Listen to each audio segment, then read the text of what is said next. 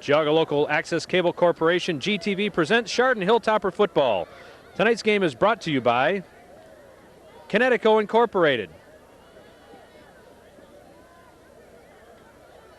Poland and Battle Certified Public Accountants, Junction Auto Sales, Buick Pontiac GMC Trucks, Ayrshire Incorporated, Burr Funeral Home and Cremation Service and A.J. Goulder Electric Company, Chardon Dairy Queen and Deweese Landscaping, The Meadows Apartments Home and Business Storage, Geauga Gallery, The Hilltopper Restaurant, Chardon Auto Parts and Howder's Lawn and Sport, Thrasher Radio and TV and Weidig Floral, Rapid Cleaners, Exclusive EU and KT's Custom Embroidery, Midas Exhaust and Brakes, Tires, AC, Shock and Struts, and by the Chardon Athletic Booster Club, funding all sports at Chardon High School and Chardon Middle School. Join the Boosters. We do great things for great kids. Your help is needed.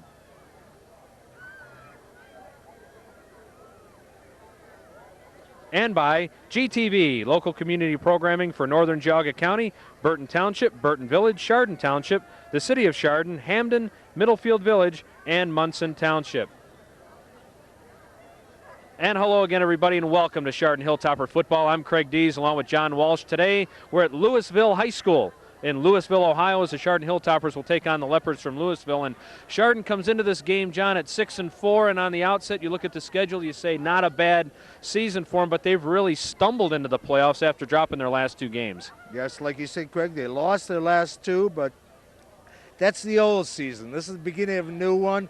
Both teams, even though the Leopards like to live with their 8-2, both teams are 0-0 at this point. It's playoff time. Let's talk a little bit about the weather. It rained the entire trip down here into Louisville, but the field right now, considering the weather, is not in too bad a shape. There are some wet spots, but how did it seem to be holding up during the pregame? They seem to be moving pretty good. If you try to make a really sharp cut, I saw a little bit of slipping, but really I don't think the field is going to be a factor. I think it's going to be just which team is the better tonight. Saw somebody on the Chardon sideline having gone out to a local sporting goods store and picked up some spikes that were just a little bit longer than the ones that they brought here to try to cope with this turf that they have here tonight. One of the things they're going to have to cope with on this Louisville team is Curtis Alsace. He is a running back, and he is the main man. Oh, there's no question about it. He had over 1,500 yards in the season. Last week was like a career for many. He had 46 carries, and he also plays the linebacker position, so I'm imagining Saturday morning Mr. Curtis was sleeping pretty good. 246 yards with those carries last week, and their quarterback is back. He sat out last week because of an injured ankle. That's Gary Whaley, and from what they tell us, he's 100% ready to go, and he could be the key to tonight's ball game, really. Oh, very much so, because quite honestly, I think that's the way you have to attack Chardon. You got to go through the air to open up the running game, because that seems to be their weak area. If you take away and can't pass against them, I think it's going to be a long night, and the linebackers are just going to keep them contained pretty well. For the Chardon Hilltoppers, their strength has been on the ground, and they use a variety of running backs. You anticipate seeing that tonight, or are we going to get locked into a running back or two that has got the hot hand and just ride those guys tonight? Well, in theory, if you find somebody that does have a hot hand, if it ain't broke, don't fix it. So I think that's going to be the theory. And if somebody is rambling over him, I think he's going to get multiple carries and just keep going until they prove they can stop him. Then you go to somebody else. Great to have the Hilltoppers back in the playoffs. We're glad you could join us from Louisville. The second season begins next. All right, thank you.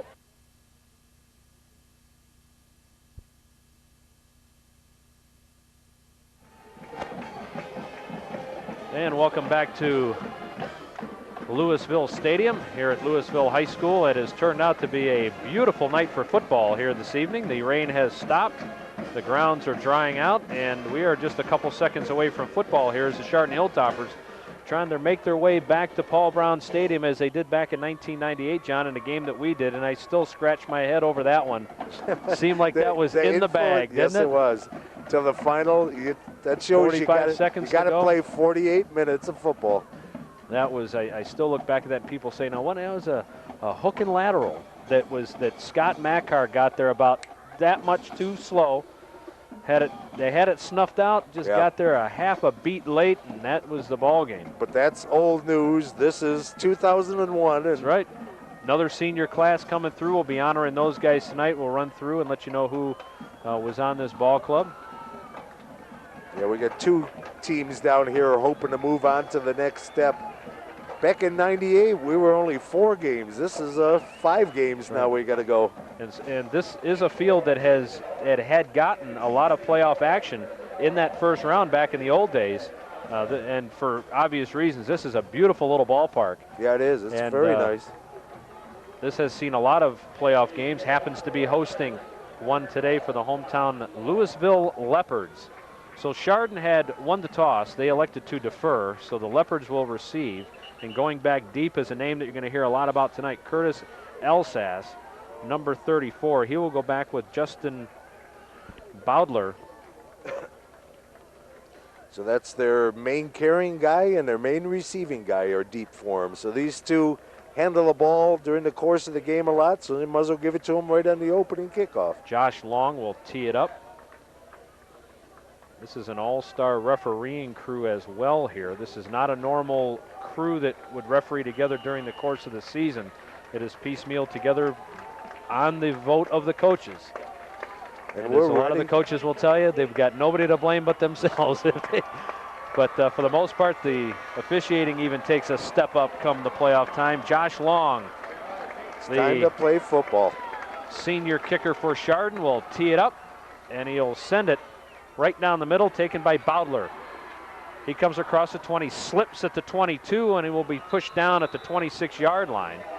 First down and 10 for the Leopards and the offensive unit. The tight end is Brett Blandford. Corey Moore, Chad Norris, Tony Chris, Matt Thurin, and Neil Linder up front. Corey Moore being the largest of the bunch, 6 foot 255. Justin Bowdler is one wide out. Jacob Burkhart is the other. Anthony DeZadio is the fullback. Curtis Alsass is the running back. And Gary Whaley, a 6'1", 185-pound junior quarterback, will stand in at center. Whaley missed last week's game with a bum ankle, hurt in a pickup basketball game. I'm sure that went over well. But he is back in the saddle tonight and supposedly 100%. It's a first down and 10. And they hand the ball to Elsass, and he doesn't get a whole lot. Might have got back to the line of scrimmage. That tough Chardon defense. Up front, Brian Landis, Joe Fisher, Nate Holy, and Matt Agnich. The linebackers, Dan Painter, Kevin Neal, and John Housen. Tim Coy, Vern Haywood, Corey Battles, and Pat McCauley round out the defensive backfield. The Chardon Hilltoppers, as a defense, give up just a little over 250 yards per ball game. This offensive unit for the Leopards, they amass 314 yards per game. Second down and 10. Whaley to throw. The lefty rolls out, now he's going to fire. Looking for Bowdler, and that is behind him, and it was almost completed. Corey Battles was on the coverage, and that'll bring up a third down. Yeah, Bowdler adjusted more to that, did the comeback. Battles saw it late, passed by him a little bit, had excellent coverage on him. Did look back in time for the ball, so that could have been a completion there if he had got it. And like I said, I suspected they might try to attack through the air to open up the ground game a little bit, and that's exactly what they're doing there early. They split Mike Sexton to the near side. I formation again, and Whaley to throw. Steps up, thinking about running. Now he's thinking about passing it, thinking about running again across the 30. Did he lose the ball? I think he did, but I think it went out of bounds at the 35-yard line. Anyhow, well short of the first down marker nonetheless. So the defense holds. I'll tell you, this Leopard squad really isn't that big a group. You know, they got a little bit of size up on their offensive line, but for the most part, they're not a sizable team. I think they rely on quickness, and as I understand it, they're mainly a defensive team as well, and they kind of swarm to the ball. That's their forte. Nate Holy on the last tackle. It's a 4th down and 6. The snap to Brian Potts. A wobbly kick headed in the direction of Vern Hayward, and Hayward's going to grab it and go down at the 35-yard line. He is brought down by Jacob Burkhart, and now let's set the offensive unit for the Chardon Hilltoppers. The tight end is Matt Marsher. Matt Arnold, Chris Peshek, Matt McCummins, Jason Koyman, and Nick Schuschler up front. Could be a whole host of folks as a wideout, including Pat McCauley. Vern Hayward usually starts out there. Eric Clary and Kevin Neal in the... Yep, Kevin Neal is out there. John Housen is out there as well. And Ben Kevern is the 6'2", 190-pound senior quarterback. Yeah, you'll be rotating a lot of people in that backfield. They run the counter. Up Henderson. the middle they go, and it's Colin Henderson, one of my favorites, I might add. Yes, I know. I was wondering if he would do the job there. Tony Chris on the tackle.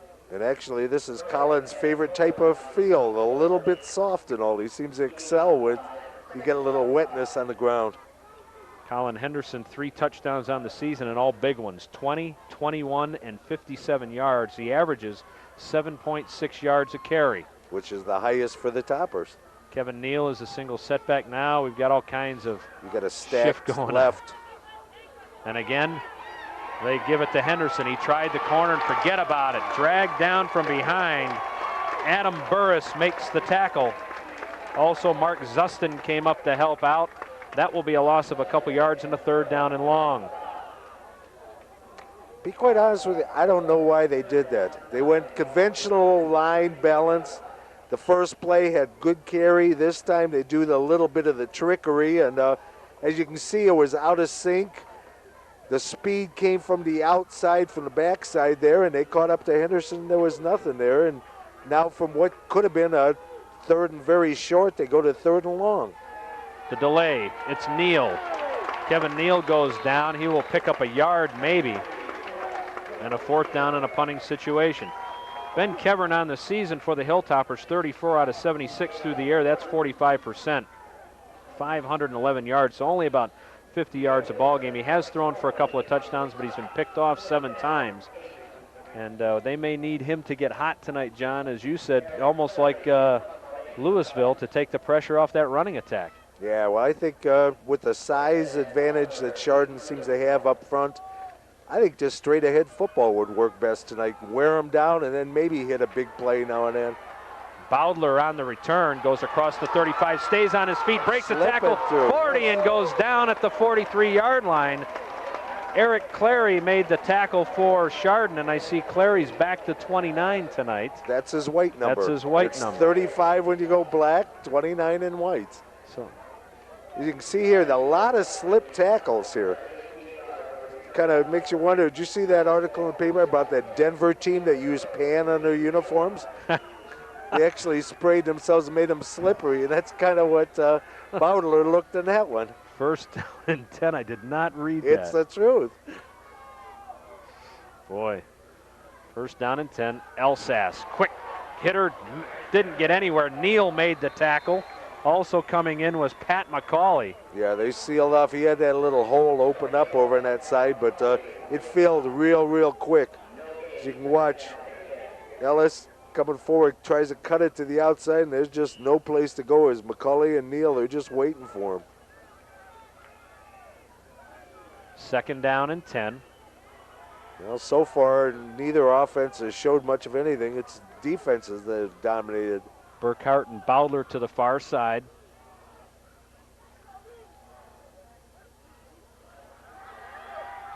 And Whaley's throw is complete. That's Bowdler. Bowdler out of bounds at the 45-yard line. His 41st catch of the year gives Louisville a 1st down. Yep, he delivered that on the money. Got himself in a good location to catch it there. I'll tell you, this is the first left-hander that Chardon's seen this season, and it is a different look on it. You know, you're coming from the other side. Your rollouts are going to be totally different what they are from a right-handed quarterback. And if Chardon can get their hands on the ball, they're going to find out that the spin on the football is totally different too, which you really don't think of as that big a deal, but it does prove to be. 1st down and 10. The ball is spotted at the 46-yard line. We got movement on the right side of the Leopard line. Yeah, they had a little jumping there by the right tackle. That was an easy one to spot. I didn't see any Chardon guy come across at all. It was totally a penalty on the Leopards. Legal procedure is the call. That'll move them back into Leopard territory at their own 49-yard line. Yeah, you got a little nervousness. You know, this isn't just a regular game. We're into sudden death now. That's right. You know, we've reached a point here where you lose, your season's done. You win to play another week. And every team that's on the road this week is thankful for the expanded playoffs because they would not be in it if the old rules were in effect after the last couple of years. First down, 15, Elsass again the deep back. This time they hand it to DeZadio, the up back, and he will pick up 2 yards on the play. Still a long way to go there, though. Not much doing there. Gary Whaley will come all the way to the near sideline, right below us here. You can't see. There you come at the bottom of your screen, all the way back for a guy. He doesn't look, still looks a little bit hobbled, don't you think, John? Doesn't look like he's running. He's probably got about 2 rolls of tape on that ankle, you know. So his flex isn't quite the same. I'm sure it's heavily taped. Because if it was bad enough that he was out last week, it's still not 100%. Second down and 13. Clock is running. 7:18 to go. And Whaley to throw. Being chased. Being grabbed. Gets away. Grabbed again. Spins around. Up the middle. Down he goes. Big loss. Kevin Neal puts the pads to him. And that will be a loss of, I don't know how many. About 7 or 8, I guess. Yeah, that sounds about right. Very elusive, though. Again, shaking. I'm going back to my Pam theory. My goodness. Look at that. Got a handful, slid right out of there. You'll see here, Painter gets an arm on him. Really didn't have the position. Couldn't see who that was. Had a shot at him. Finally, we got Neal there pulling him down. What do you think last week, John, with Elsass carrying the ball 46 times? That game was over in about, what, an hour and 5 minutes? Oh, yeah. A lot of running. You would think so. Third down and 20. Ball all the way back to the Leopard 45-yard line. They pitch it. Elsass tries the corner. McCauley comes up, grabs him, fires him down at the 48-yard line. He will get some, but not near enough in another punting situation for the Leopards. Yeah, that's a shame. The Leopards finally got that moving, got their first down, but then the penalty put the damper on that drive real big, so it's punt time for them again. Toppers have to see if they can get their offense in gear here. Second possession for the Leopards and the first positive yardage that Elsass has gained carrying the ball tonight. 3 carries, 5 yards. Boy, you're such a master at numbers there, Craig. You amaze me sometimes. Snap is low, but Potts is able to dig it out in a high, wobbly end-over-ender. This is trouble. Takes a Leopard bounce, but will settle softly at about the 31-yard line, and that is where the Hilltoppers will try drive number 2 here. Let me ask you, Craig. Yes, sir. Have you watched those last 2 punts closely? The kicker takes an extra step. I would come after him, wouldn't you? He also seems like he's back a little deeper, too, doesn't he? Seems like he's a mile behind. Possibly so, but he's taking an extra step coming in. I think I'd try to block one. I really would. Here, maybe they weren't as concerned knowing they get the ball back in reasonable shape.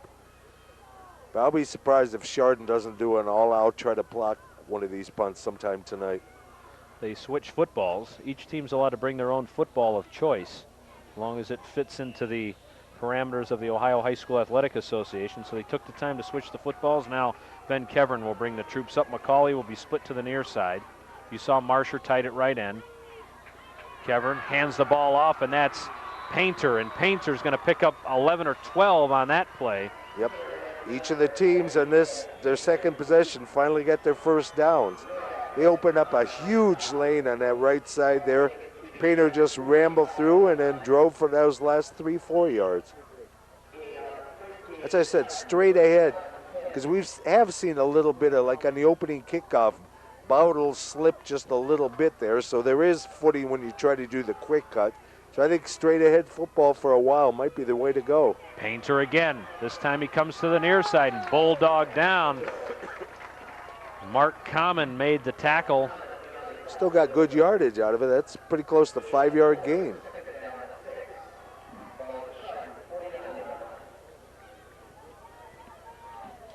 See here, he's just slanting it to the outside there, moving diagonally a little bit. Yeah, I think I'd square up a little bit more. This is pretty much, I think Chardon should try the power football because the size for on that defense isn't that big. They'll probably get you quick. Colin Henderson on the delay will go over the right side and with a lot of yardage deep inside Leopard territory. Ball is loose. That was a fumble. Leopard ball.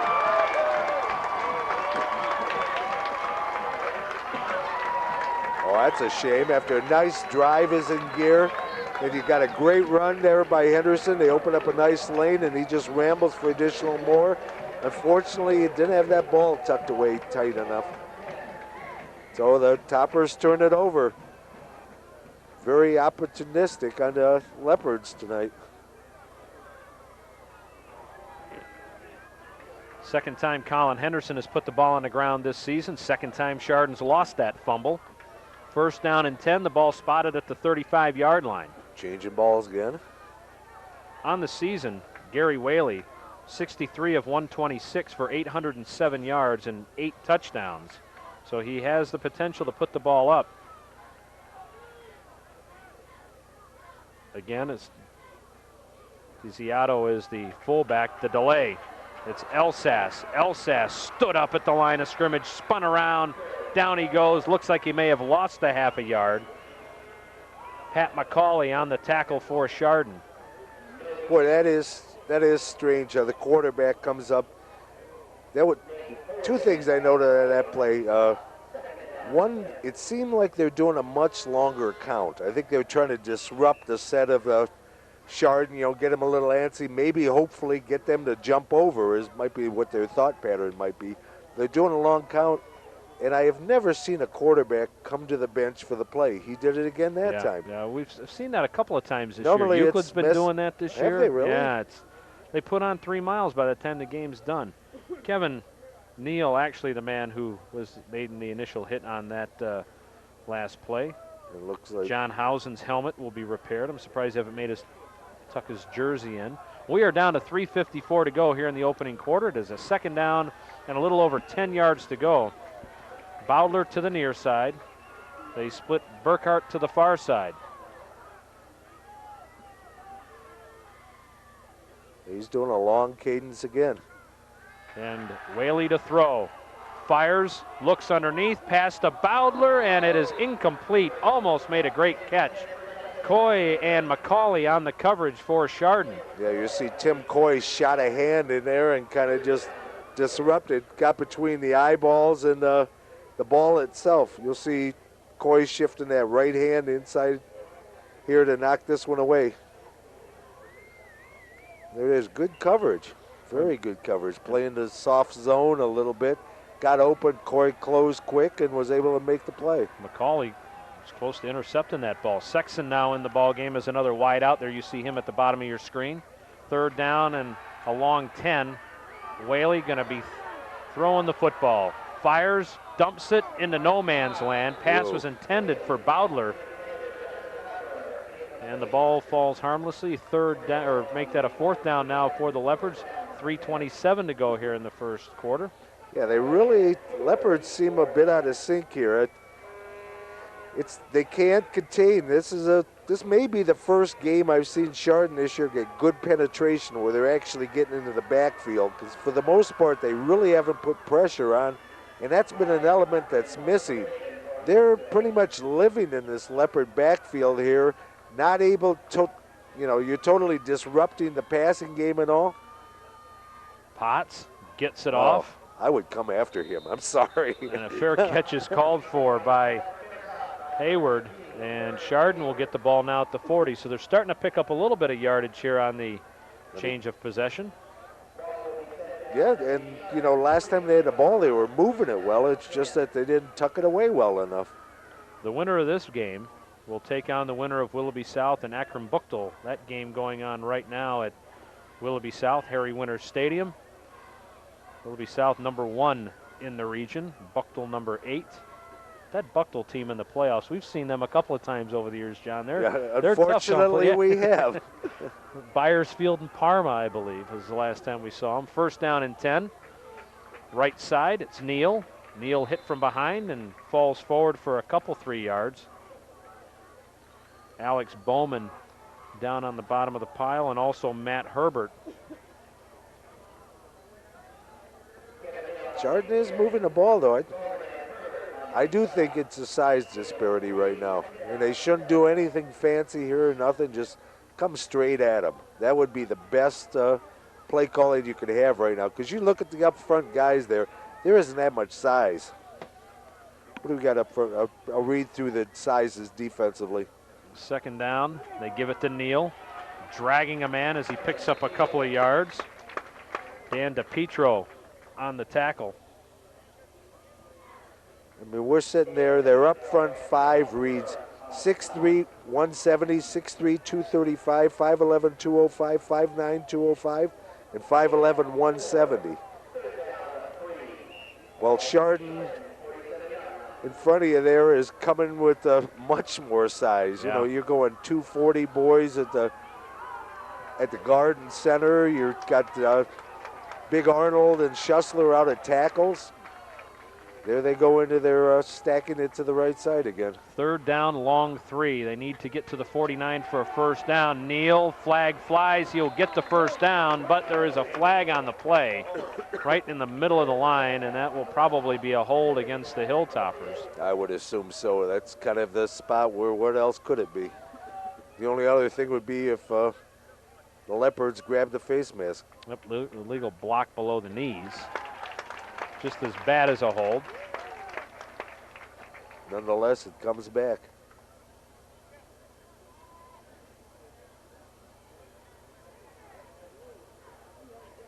Well, you don't see referee. That happens a lot, but you rarely see a referee call it. And quite honestly, I'm glad they did call it. Because that's one of those things that can do damage, and that's why it's a penalty. All the way back to the 31-yard line. So wipes out the first down, and it will be a third down and 20.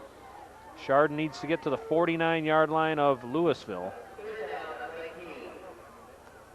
They will wind the clock up. Minute 52 to go, first quarter. Pat McCauley comes to the near side. Yeah, I think I just put it in my defensive lap. I wouldn't try to get the big play here and turn it over. Get some punting yardage out of it. Kevern to throw across the middle, has Hausen. Up in the air he goes, down he comes with it across the 45 to the 47-yard line. Making the tackle is Matt Rodak. Also helping out was Mark Zustin. And they're going to be kicking it, which is a smart move. You know, that's the thing is here right away you start getting the macho image. We can push it forward for the 3-4 yards we need or something, but it's better go the safe route. If the ball's on your side of the field, punt it away. Bowdler and Zustin go back deep for Louisville. They'll stand just inside their 20. Eric Clary to punt, bad snap, but the rush was not on. Clary able to get it off, got drilled as he got rid of it. And it will take a bounce, a Chardon bounce, and it will come down at the 34-yard line. I think Clary said something about, how about rough and ref, and the ref shook his head, says, nope, once that ball hits the ground, you know, you're fair game, partner. All bets are off. So 49 seconds to go here in the first quarter, and the Leopards will get their third drive of the night.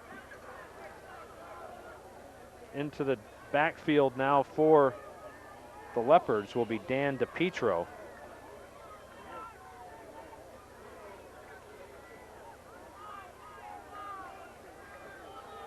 Now they'll run a full house backfield. Desiato will be up there as well, and Elsas is the deep back.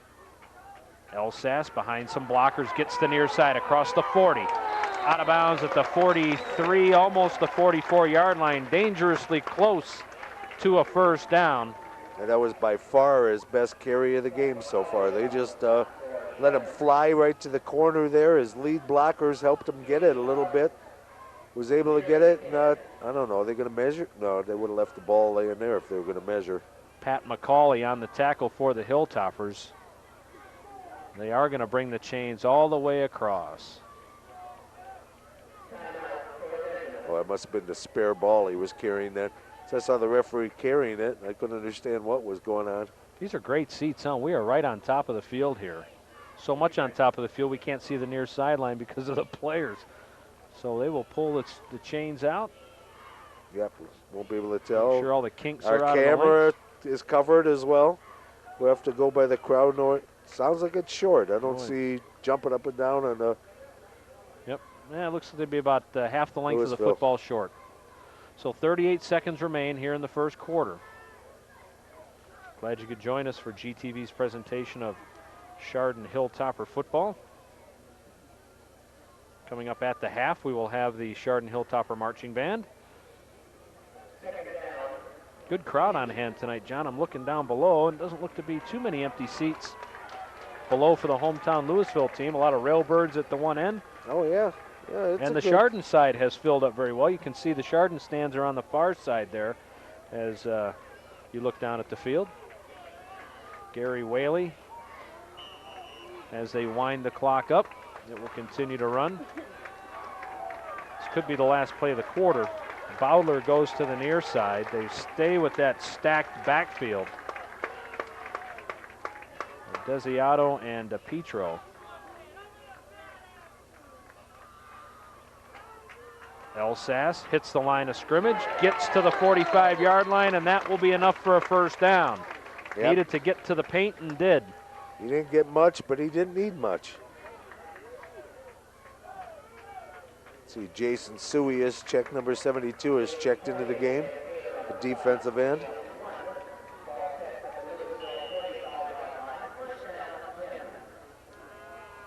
And the clock will run, and I don't think they're going to run another play. Gary Whaley will stay at the near They're sideline. coming right to the sideline to talk to their coach now. So the first quarter is history, and we're right where we started, except the Leopards have the football at their own 45-yard line.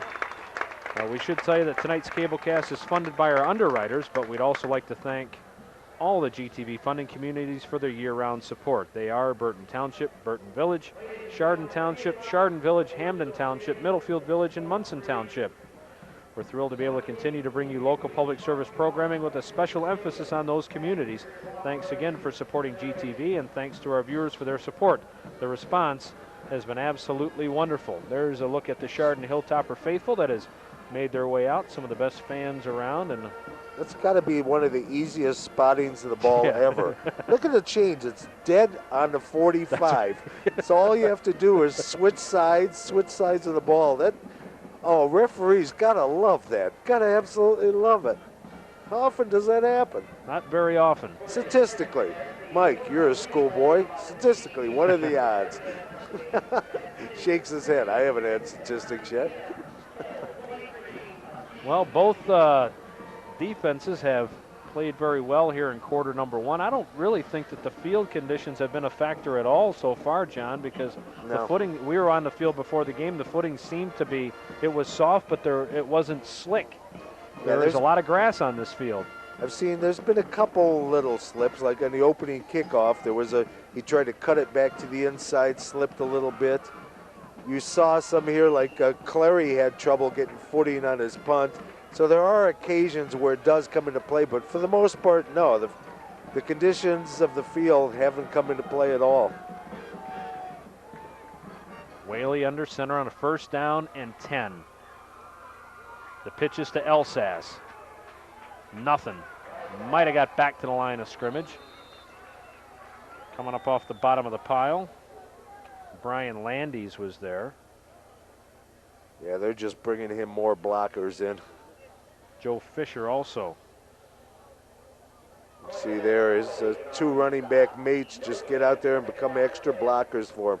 That's their strategy right now. They're just going to try to free Elsass so he can break a long one for him. That's what's got him through the season. You know, he's their go-to guy, and you don't change that, especially when you got a nothing game. Second down and 10. Again, the full house backfield. And Whaley to throw. He's got time this time. Steps up, hit as he throws, fires it downfield for Bowdler, who goes up, and it's intercepted. Picked off by Corey Battles, his second interception of the year, and the Hilltoppers will take over at their 17-yard line. Be quite honest, I'm surprised the referee wasn't reaching for his flag, because I thought Bowdler pushed off a little bit when he got there, but he wasn't. If you watch here, you'll see Battles got him in coverage. It's underthrown, they back off. See if you can see the push. See, he pushed him away, screened him back a little bit, but wasn't able to Well, maybe they did it because it was more a hands-on and a heavy push. Maybe he ignored it. Almost looked like he was just feeling to see where the defender was. Yeah. Plus, Battle's intercepted, so there was no reason to throw a flag. Eric Clary now in the backfield. Now they'll bring Painter back there with him. Henderson is the wing, and he goes in motion. Up the middle they go to Painter, and Painter will pick up a yard or two. Yeah, that time some of the Leopard guys got into the backfield and disrupted the play. Didn't get Painter much of a chance to get started. Less than a yard on the carry. That's the best way to take out a power back. Just get him before you can get started. Temperatures beginning this ball game were in the mid-50s, and it's not supposed to get a whole lot cooler tonight. Very pleasant downstairs. A lot of people in light jackets. I'm not sure it didn't warm up. It's really comfortable. 2nd and 9. Here's the counter. Oh, look at that. Here is Henderson, and Henderson right up the middle, across the 35 to the 37-yard line. Good to see him put the ball back in his hands after the fumble, John. Yes, and did you see Henderson had 2 hands on that ball for much of that run? Watch the replay. Watch Henderson's hands. He says, I'm not fumbling it. Look at 2 hands, 2 hands, 2 hands. He tucks it away. Somebody comes up. He's going to cover it again. There goes the second hand on there. He's going to hold on to that ball this time. 1st down and 10, big gain there. 10-12 to go in the half. Clary and Housen are now the wings. Painter in the single setback. Kevern going to keep it. Up the middle he goes across the 40, puts it on the ground, and it's recovered by the Hilltoppers. I think that was Clary slid in on that. Yep, looked like was Clary on the recovery. Luckily, he was going in motion off to the left side, was able to come in the backside there and cover that. Kevern's 9th fumble of the season. Chardon's only lost 3 of them, though, and thankfully they didn't lose this one. Oh, it was just punched out. You could see the hand coming across, hitting the ball and knocking it to the ground. Jacob Burkhart was the man who did the damage there, but it turns out in Chardon's favor. 2nd down, a long 2, short 3, whichever you'd like. Clary goes in motion. And Painter stopped right at the line of scrimmage. Coming up off the bottom of the pile, Neil Linder on the tackle. Yeah, he might have picked up just a foot or 2. Yeah, that's about what they moved the stakes to. So that brings up a 3rd and a long 1. Coming up at halftime, we'll have the Chardon Hilltopper Marching Band for you. Also going to tell you again who helped bring this game to you tonight. This game is totally underwritten with the help of the Chardon Boosters, and we'll let you know who to thank. We'll do that also at halftime. 3rd down and a long 1. 8:46 and counting. Henderson in motion. Kevern to Painter. Painter hops over the 47-yard line and leaps into Leopard territory to their 47, and that is a 1st down. Oh, easily. He just needed a yard, and he got about 4 or 5 out of that one. See, they just slant him. He takes it to the outside, just squares up, tries to hurdle a guy and get a big gain out of it. So the Toppers move the football 48-yard line of Louisville. Actually, they've been moving short of that first series. They've been moving the ball rather well. They just have nothing on the scoreboard to show for it. Kevern, swing pass. Housen gets it. Across the 45 to the 44-yard line before he's brought down. Mike Demas and Curtis Alsace on the tackle. That was a nice little 4-yard gain there. You can see it. He's getting the rush there. Just elevates a little bit, lays it out there nicely. Housen gets it and comes down a little bit sideways there. Alsace on the tackle. Painter will have to come off. He may have some helmet trouble. So Chardon needs some coming with running Neal back, coming and in. Kevin Neal will come in. Kevin Neal, 8 touchdowns on the season. Yeah, I think it's shoulder pad problem. See him lifting his shirt up. He might have thrown a clip or something on that. 2nd down and 6. Clock is running under 8 minutes to go. 1st half. Chardon on the move. Neal is now in the backfield. He is flanked by Henderson. Housen is a wing on the far side. And Kevern going to keep it on the option. Looks, keeps it, nice fake, steps inside and is very near a 1st down. Needed to get to the 37-yard line. What a nice fake by Ben Kevern. Yeah, he crossed over. That should be first. Yeah, finally he's signaling it. We saw it a minute ago, didn't we? Yep. That was slick there. First down and 10. They'll spot it now at the 37-yard line. And we've got a timeout for Louisville. And while we've got a opportunity, we should tell you that if you're a nonprofit organization from our funding community, you can send us your announcement of interest at GTV. That's Post Office Box 336, Chardon, Ohio. Or you can fax those in at 285-9897. Or you can even email us at geaugatv@compuserve.com. Please be certain to alert GTV to that effort, and we'll post that notice as quickly as possible. This is our 8th season of playoff football. Well, our 8th season to doing Chardon games, but maybe not the 8th season of playoff football. It would be the 6th then, I guess. Yeah, right. Just was it the last 2 years we haven't had a playoff game? Yep. 98 was the last year, right? Yep.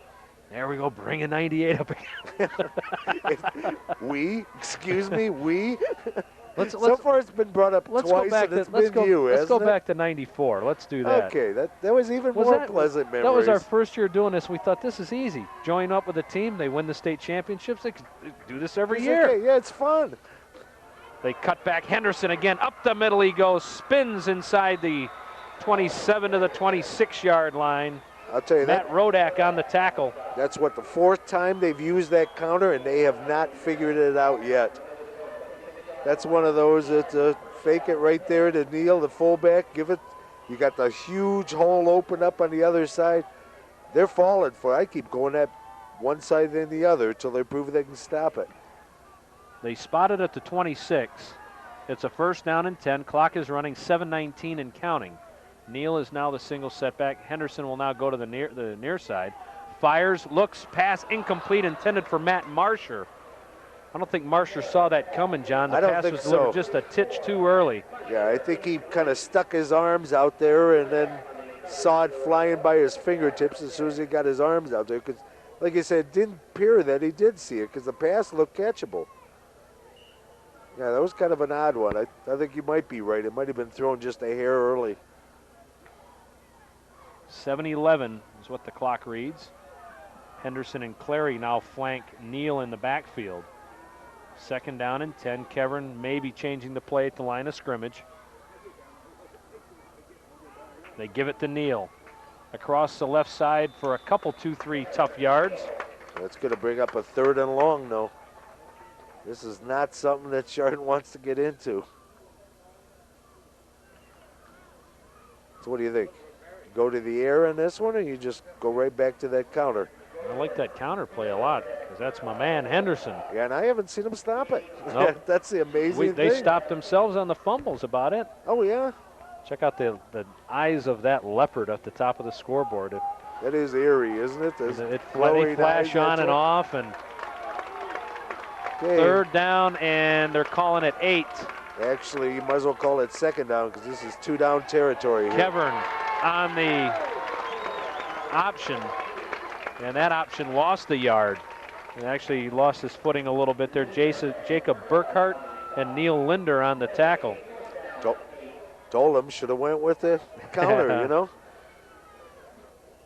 Yeah, I think the option might not be a play you want to run against these guys. I think overall they got quick speed on that defense, so they'll be able to string it out real well. You got to hit them right between the tackles. 4th and 8. Kevern to throw, pass complete. There's a little hook and lateral to Clary, to the 10, to the 5, touchdown! How about that one? We talked about that. That's the play that beat them in 98. It's the same play. Unbelievable. 98. Gotta love that, huh? Eric Clary will go into the end zone on the hook and lateral. I can't believe, I thought we were done with 98, but that's okay. No, somehow you got to get it right back in there, didn't you? No. But finally, Chardon gets on the board. They've been moving the ball extremely well. This is the first time they've been able to get it across the goal line, though. So Josh Long to attempt the point after and drills it through with 5:46 to go. I think if Chardon defense can hold right here, they'll be very happy to take that 7-0 lead into a game in the locker room, because quite honestly, I think thus far Chardon's dominated this. Even though it's only 7-0, yardage-wise, I think they're chewing them up something fierce, and they really, so far, the Leopards haven't been able to get it together offensively at all. How many yards was that anyway? 25-yard pass. Kevern to... Who the heck caught it? McCauley. McCauley? Wasn't it? I believe it was McCauley, and then just Neil. like in '98, they're saying he lateral it to to Neil Clary. to Clary. Oh, To Neil? Neil to Clary. Thank you very much.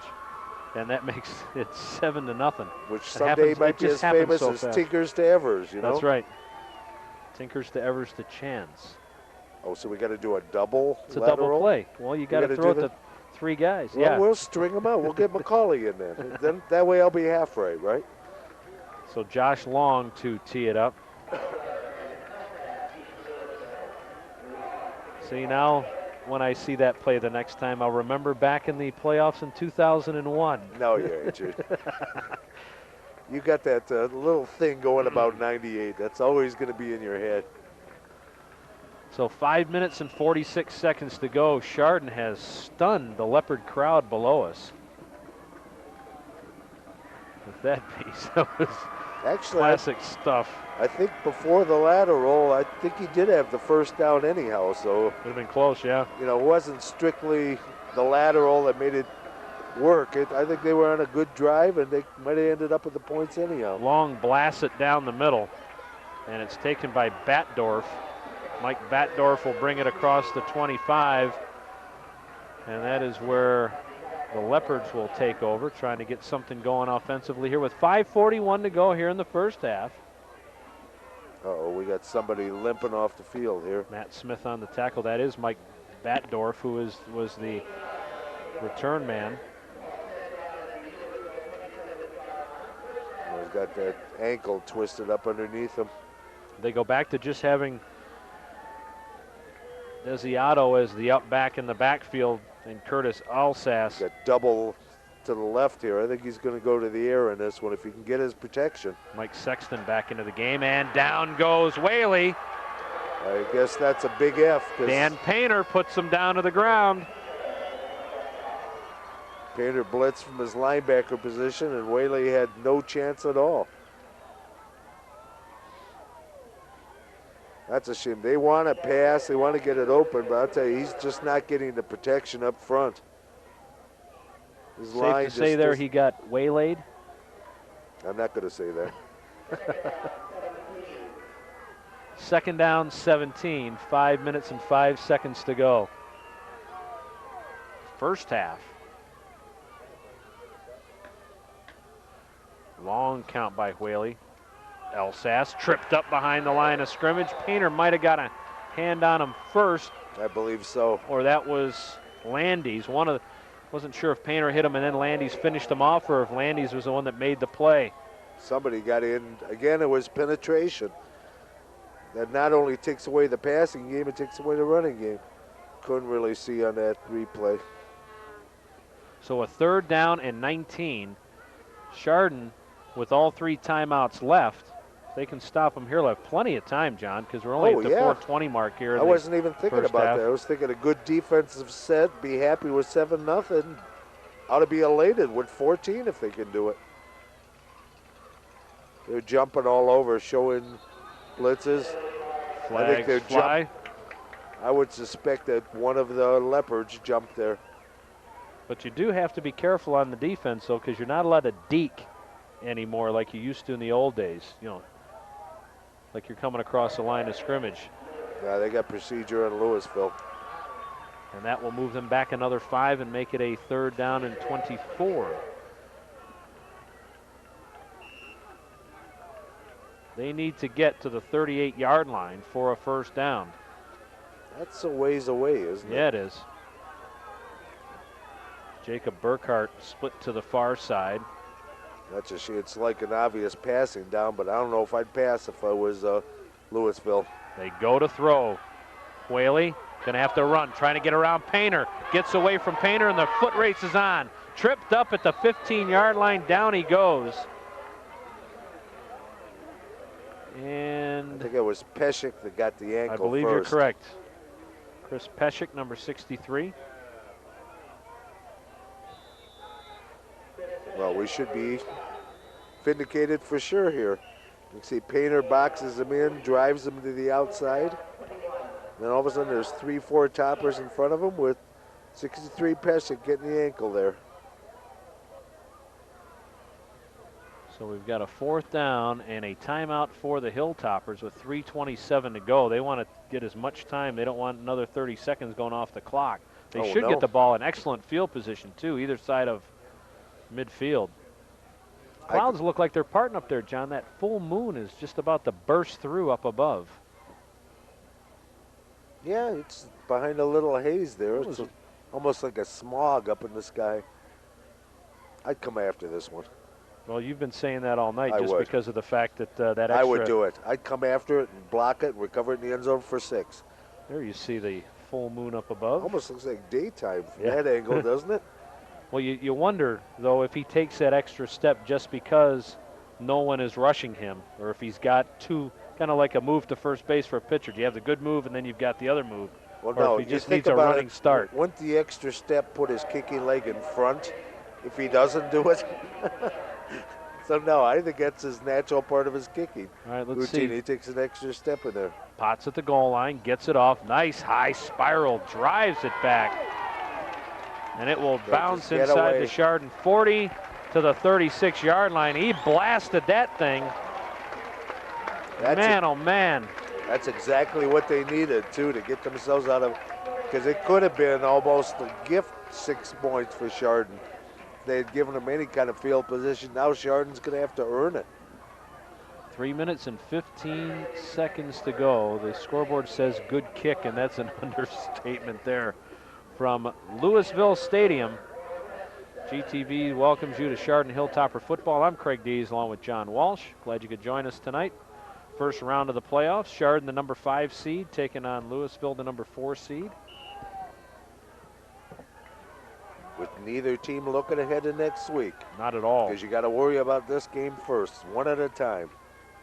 Kevern, there's the counter to Henderson. That time it gets sealed snuffed out right at the line of scrimmage. Up off the bottom of the pile was Neil Linder, number 73. We've called his number out several times tonight.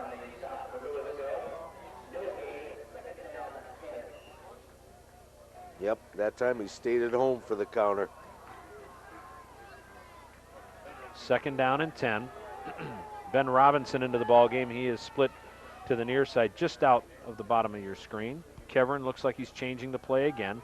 Straight up the middle is Painter. Forget about it. Boy, you talk about good penetration there. And making the play there was Brian Jones.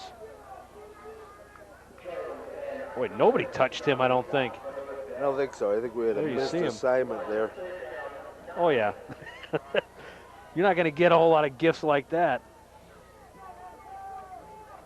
Somehow, Painter got a yard on that. Oh, yeah, they did move the stakes forward, didn't they? Wow. Third in a period. 3rd and 9 as we come up on the 2-minute mark here in the first half. Kevern again looks like he's changing the play. He's going to run the option. Has Clary trailing. He's going to keep it. Gets the first down, but a flag flies back at the 35-yard line. And I believe that Jason Kuhleman may have pancaked Neil Linder, and that's going to be a hold against the Chardon Hilltoppers. I think that's where the flag was thrown in that area. Like. Matt Rodak finally made the tackle for Louisville, but this one's going to come back. Here, let's look at this one, see if we can see where it happened. You know, they're following. Yeah, you could, lower right-hand part of your screen, that Kuhleman had him in a bear hug. Oh, did he? Yeah. Yeah, you can't be hugging him, Jason. I don't know if we can see that maybe one more time, Mike, if you got it handy, but if you look in the lower right-hand part of your screen, you'll see the defender, Linder, turned around, and Kuhleman had him in a bear hug.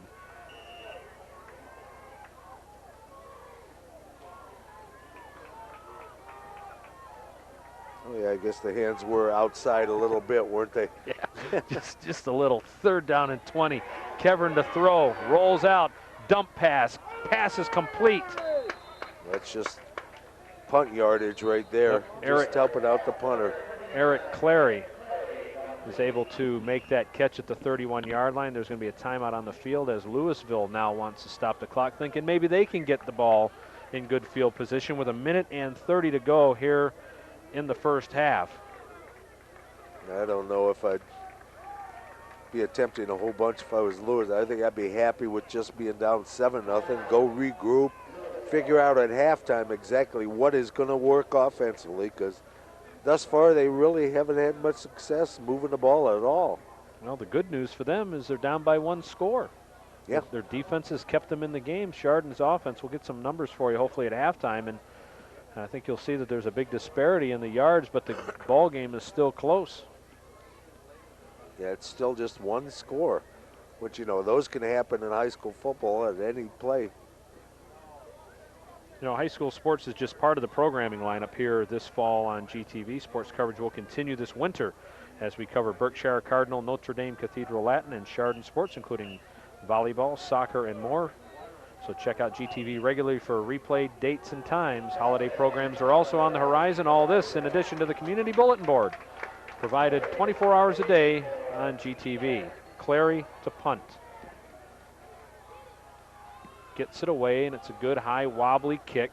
Fair catch is called for. Ooh. And a flag will fly. Yes. Mark Zustin called the fair catch. I never could understand that rule. You called the fair catch, they blow the whistle. What difference does it make? Except the fact, I mean, you're not deceiving anybody because you're down, right? Well, I guess it's one of those that you make the referees look bad. You know, then people say, hey, what'd you blow the whistle for, ref? They call it a delay of game, an illegal fair catch delay of game. What amazes me, though, is when the kid makes the fair catch and then takes off. It's not like the other guy does it. You know, doesn't he know his hand's waving in the air? So that'll move it back to the 31-yard line. So the Leopards will get the football back. They have 1 timeout left in 1:23 to go about 69 yards.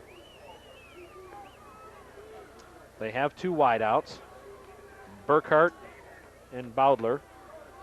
And again, it's Curtis Elsass in the backfield. 16 touchdowns on the season, 46 carries last week. That's a lot. Oops, Fumbled snap ball is being kicked around, covered by the Hilltoppers. Nate Holy picks up the football, and there's a big break for the Hilltoppers. Oh, a big one, because it dropped under the center there, but then somehow a foot kicked it backwards right where Holy was. He recovered it. Hilltoppers have 119 with 2 timeouts left. That's actually quite a bit of time to be able to do something. Boy, he just never got it. Watch, somehow it kicks way back here where Holy recovers. I'm not sure how it was kicked backwards. There's where the ball ended up, though. So the Hilltoppers will have it at the 24-yard line. It's a 1st down and 10 with 1:19 to go. There's a gift. Kevin Neal in the backfield. Boy, is this reminiscent of the St. Ed's game that Chardon played earlier? Remember they played so tough for that first half, and then disaster struck. Neal goes across the left side, and see if Chardon can be a giver instead of a taker instead of a giver, because they sure did in that St. Ed's game. How about if they just reverse the roles they took in the previous one? Right. How's that sound? Let's do that. Okay. I mean, you look at that St. Ed's game. 1st down, Chardon had 13, Ed's had 7. Yeah. And they dominated that game from a defensive standpoint. It was just the final couple minutes of the half, and all of a sudden, pow, you're down big time. Kevern keeps it inside the 10. Down he goes. Elsass on the tackle. And also that's 1st down. Matt Rodak. And that is a 1st down. They just called the timeout. So they're going to talk about it with 44 seconds to go. Chardon now will be down to 1 timeout. The beauty of having the 1 timeout is it does give you an option on this play, John. You could keep it on the ground if you choose to. Oh, sure. And that's been working. Well, plus you have the option to just line it up right away and spiking the ball, you know, if you fall too short. You know, because downs are not quite as important anymore. You know, they really have them to throw away because you're not going to get in the full complement of 4 downs here in 44 seconds. So you got a timeout plus 1 down of spiking the ball. Right. So in essence, it's You got kind of plenty like of time, 2 right? timeouts. I was getting flashbacks on the way down here today. My first ever, no, I shouldn't say that, my second ever DJ job. My first one was WBKC in Chardon.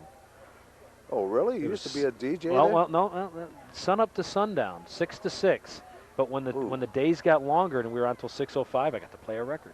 Well, did you really? No kidding. You know, I did. It was always just your favorite tune, or? No, because No, it was all country at programmed that too? point. I didn't like it, but I do now. But my real job was down at WDJQ in Alliance. Used to drive from Willowick every Sunday morning at 3:30 in the morning to be on the air for 6 hours playing hit after hit after hit after hit. And you got to do the program yourself, or Yes. they handed you the No, playlist? they Of course, tell who, you what to who play. listens at that time of the night anyhow? Kevern on the option. Keeps it inside the 5. Touchdown! That one hurts. That's a good one. That one hurt the Leopards there because it was off the turnover right away. They end up not only not having the opportunity to get points themselves, but they give Chardon the 7. This is, like you said, reminiscent of the Eds game where all of a sudden, you know, you're playing, you're in the game still, but nonetheless. Exercising all the demons tonight. All the That's games right. gone by. Are we going to start living in the past for the rest of our lives? Groundhog Day if we here. reach that stage, my gosh. Long's kick is long enough. 38 seconds to go, and Chardon has taken the lead. It's good, nice to see the good guys get a break for a change, John, Yes. and then capitalize on it. 14-0. It's the Hilltoppers up, and a stunned Louisville crowd thinking things would go a little bit easier at their home, but not the case. So Kevern goes in from 7 yards out. And the added bad news is Chardon gets the ball to start the second half. Yep. You know, so not only do you have 14 points to make up, but you got the other one starting to eat the clock immediately. And I talked to Bob Francis earlier this week, rounding up some numbers and things, and he said, we're just, first season's over. We're 0-0. We're not even, you know, this is what we're here for. Doesn't matter how you got here. It's the fact that you got here. And then what you do with it when you get here is the key.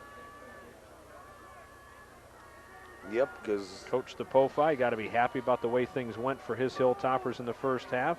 After that 20-12 loss to a very improved and tough Willoughby South team this year, huh? Oh, yeah. Coach Fornsaglio over there is supposed to be the man who resurrects the programs, and This has is taken like him his his third or fourth one. second year. Well, second year, Well, but I think third it's or third fourth team, program, right? right. Yeah, because I think this was a 3-year plan. I think next year was supposed to be a season. He's got a couple of big players this year, but they'll be even better next year. This Yes. Louisville team coming off a pretty emotional victory last week against Minerva after 4 consecutive losses. Yeah, They that are was tied for the Northeastern Buckeye Conference champions with this year. West Branch. Yes, who they beat, actually, but they got knocked off by another team. 6-1 in the conference, 8-2 overall. The Toppers have them down by 14. And Bowdler has it on the run across the 20. Stuck and dropped. Matt Smith. No, not oh, he dropped. stayed on his feet. I thought he was down. I looked down to see who helped Matt Smith out. Smith grabbed him again and threw him down.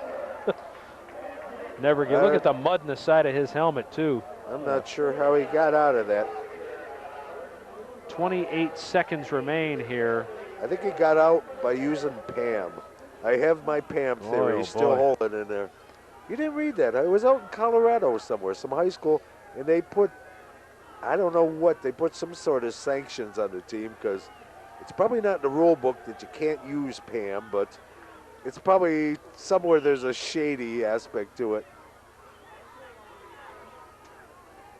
Well, at least you know food didn't stick to their uniforms, at least. Yes. Help the post-game meal, Whaley too. fires completed. That is Bowdler. Breaks the tackle. First down and more. Bulldog down at the 50-yard line. Man, he got hit by 3 guys. First guy there was Joe Fisher.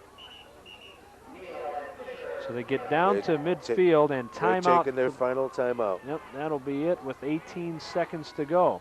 Yeah, really, they don't have much, maybe a Hail Mary or two.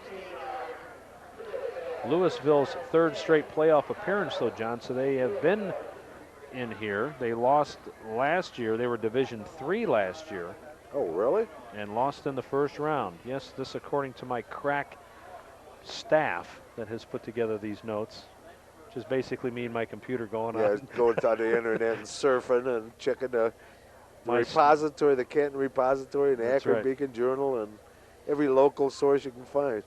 I say my staff is because I have to throw the kids off the computer, so they did help a little bit by at least giving me the keyboard and Yeah, the mouse for a half an hour or so.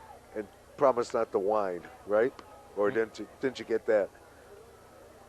Didn't get that far. Doesn't work at my house either. I dragged Michael Dees down tonight to spot for us, not so much to spot for us, but to make sure that I stayed awake on the way home, because it's a long drive down here. Yes, it is. If you came 44, it's a long, dark drive. Yeah. 1st and 10, pass completed. Into the hands of Burkhart. Better get up there and spike it. They'll get about 5. Clock is running 6. They have time to spike it, get one more play. Nope, 2. Don't be calling the play. 1. That's the end of the quarter. They got a chance for one more play. Whaley, down he goes. Again, Joe Fisher on the tackle. Boy, Whaley heading in the wrong direction with no clock. It was at his back, John, and I don't think he quite realized how little time there was, and you got to be a little more on top of things if you're running the show. And we come to halftime with the Chardon Hilltoppers up 14-0. Well, they have done what they had to do defensively, John, and that is absolutely stop the Louisville Leopard offense. That's exactly what they've done. And they pretty much done it with size and blitzing linebackers. I think they've just kind of got into their backfield, decided that was the strategy to go, and obviously it has worked because they've been living in their backfield and they've been shutting them down pretty well. Yeah, the penetration has been big. Elsas hasn't been had a chance to get a head of steam going. Now, he made that corner for that close to 10-yard gain. Short of that, he really doesn't have much on the ground, and virtually you've taken the passing game away from him so far, bro, with that penetration. There's no time for the poor quarterback to get the ball off in the least. Yep, you're right. And as Whaley has had the football, he's been chased all over the place. We will send it down to the field now to the Chardon Hilltopper Marching Band. After that, we'll come back. We'll tell you who helped bring you this ball game here tonight. So let's go to the field now, and here is the Chardon Hilltopper Marching Band. We will rock you from the 70s rock sensation Queen. I don't think this phone.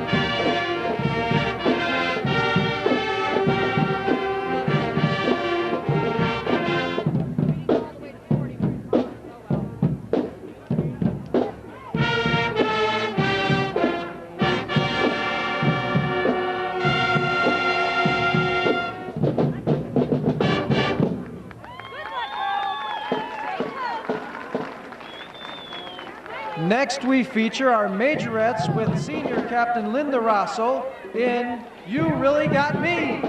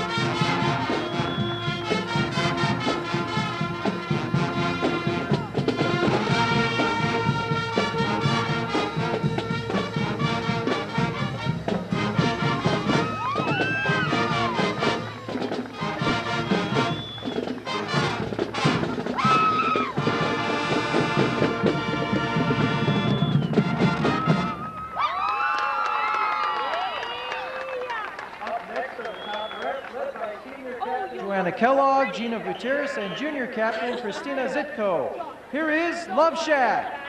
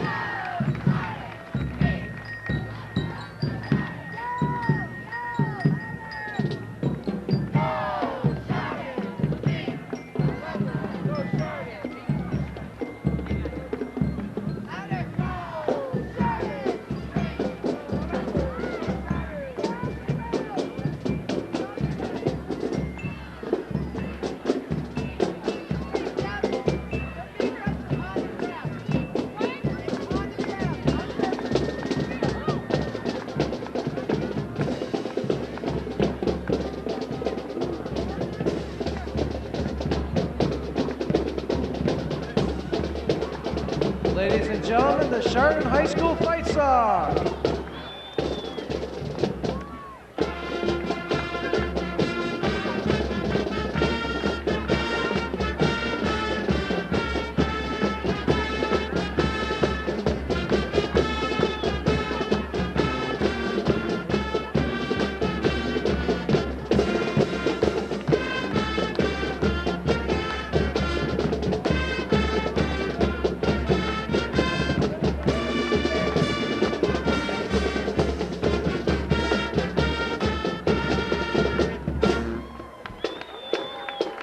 The Hilltopper Marching Band would like to thank all of our parent volunteers this season, especially Mrs. Wood and Mrs. Jonovitz, our bus drivers, and the Louisville Band tonight for their kind hospitality during tonight's game.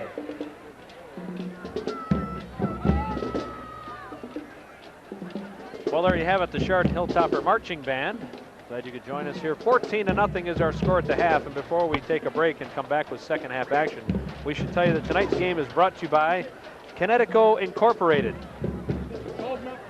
by Poland and Battle, certified public accountants, by Junction Auto Sales, Chrysler Dodge Trucks and Jeep, by Buick Pontiac GMC Trucks, dependability since 1931, by Ayrshire Incorporated, crane service, industrial construction and maintenance, by Burr Funeral Home and Cremation Service and A.J. Goulder Electric Company, Chardon Dairy Queen and Deweese Landscaping, The Meadows Apartments, Home and Business Storage, Chiaga Gallery Art and Custom Framing and the Hilltopper Restaurant, Chardon Auto Parts and Howder's Lawn and Sport, Thrasher Radio and TV and Weidig Floral, Rapid Cleaners and Exclusively You and KT's Custom Embroidery, Midas Exhaust and Brakes, tires, air conditioning, shocks, and struts. And by the Chardon Athletic Booster Club, funding all sports at Chardon High School and Chardon Middle School. Join the boosters. We do great things for great kids. Your help is needed. And by GTV, local community programming for Northern Geauga County, Burton Township, Burton Village, Chardon Township, the city of Chardon, Hamden, Middlefield Village, and Munson Township. Our good friends at GTV. Well, if you get a chance, folks, give those people a ring. Let them know that you're appreciative of the fact that Chardon Hilltopper football made it onto the airwaves again this year for the playoffs. Without those folks that I just mentioned, we would not be here this evening. So even if you're not in the market for any of their goods, please, at least if you see them on the street, or you can pick up the phone and give them a call and say, hey, thanks for bringing us Chardon Hilltopper football on GTV. We're going to take just a quick little break here. When we return, we will have second half action. We'll do that next. Chardon 14, Louisville nothing. We're at the half.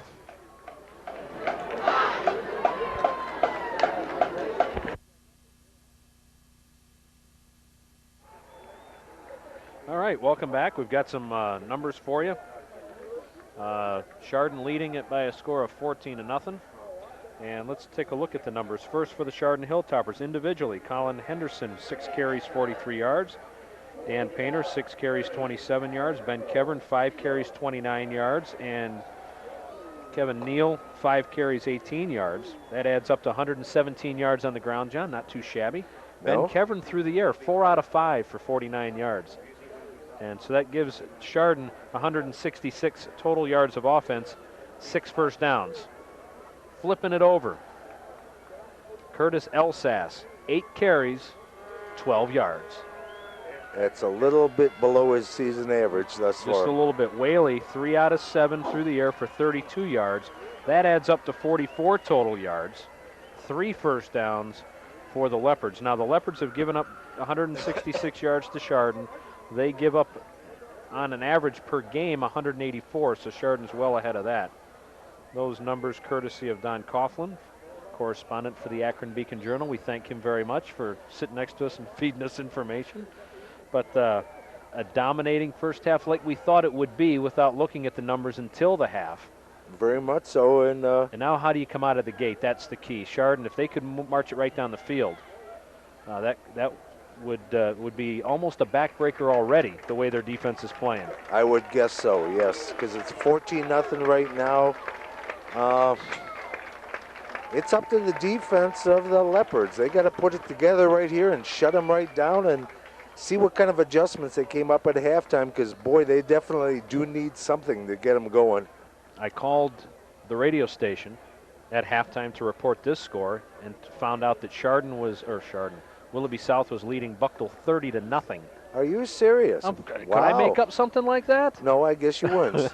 And that was pretty much at halftime as well? Yeah, I was so, when I heard the score, I was so dumbfounded I didn't even ask how far into the game it was, but I'm sure it was either side of halftime. So Willoughby South continues to roll on.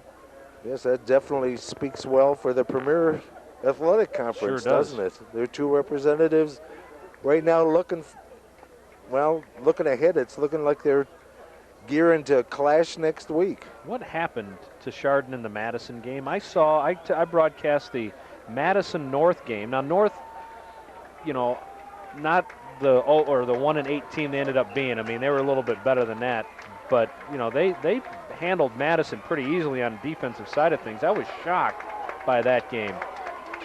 Yeah, Chardon, in essence, they just went flat for the last few weeks of the season here. They're playing much better today, and how? Maybe this will get the confidence and they can start getting on a roll into the playoffs. Good to see that confidence being built. Brian Potts stands at his 35.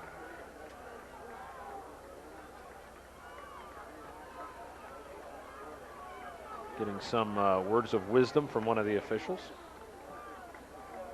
Back deep for Chardon is Vern Hayward, Pat McCauley, and Corey Battles. Hayward stands at his 15, and Battles and McCauley will be at the 20. Yeah, those front guys better be a little awake here, because you don't know. Yeah, they're bunched together. They're waiting for them to spread out. Now they're doing their spread. Moon over Louisville. Better not be cheating here and try to back up early, because you don't know. They may come up with the onside. Potts. Nope, they kick it deep. Fires it. Hayward at the 15. Has some blockers across the 30. On his feet to the 40, 45, 47-yard line before he is finally brought down. Mark Zustin makes the tackle, and the Toppers start where they left off, John, with great field position. Oh, terrific field position. Almost getting up to that midfield stripe. You can see here, he just gets right behind the wedge. Gets good blocking by that group up front there. The little lane opens up, and Hayward just hits it. That's exactly what the Toppers needed to get this second half rolling here, and now they just got to capitalize off of the initial good field position and move it right on down the field. First down and 10. McCauley is a wide out. Housen is a wing. Henderson and Painter. Painter hit at the line of scrimmage and battles forward for 3 yards. He ran head-on into Jacob Burkhart, knocked him back about 3 steps. Oh, yeah, that definitely was a mismatch right there. The tackler took the brunt. You can see Painter coming up, sees the impact coming, lowers his shoulder, and just drives him back. Gets even more until he finally gets his ankles twisted up together underneath him and brought down. That was only, like you said, roughly a 3-yard gain, but it was an impressive 3-yard gain. Housen and Henderson are the wings. There's the counter. That's Henderson. Stays on his feet, and down he goes. Brian Jones makes the tackle. Yeah, they're starting to seal up on that a little bit.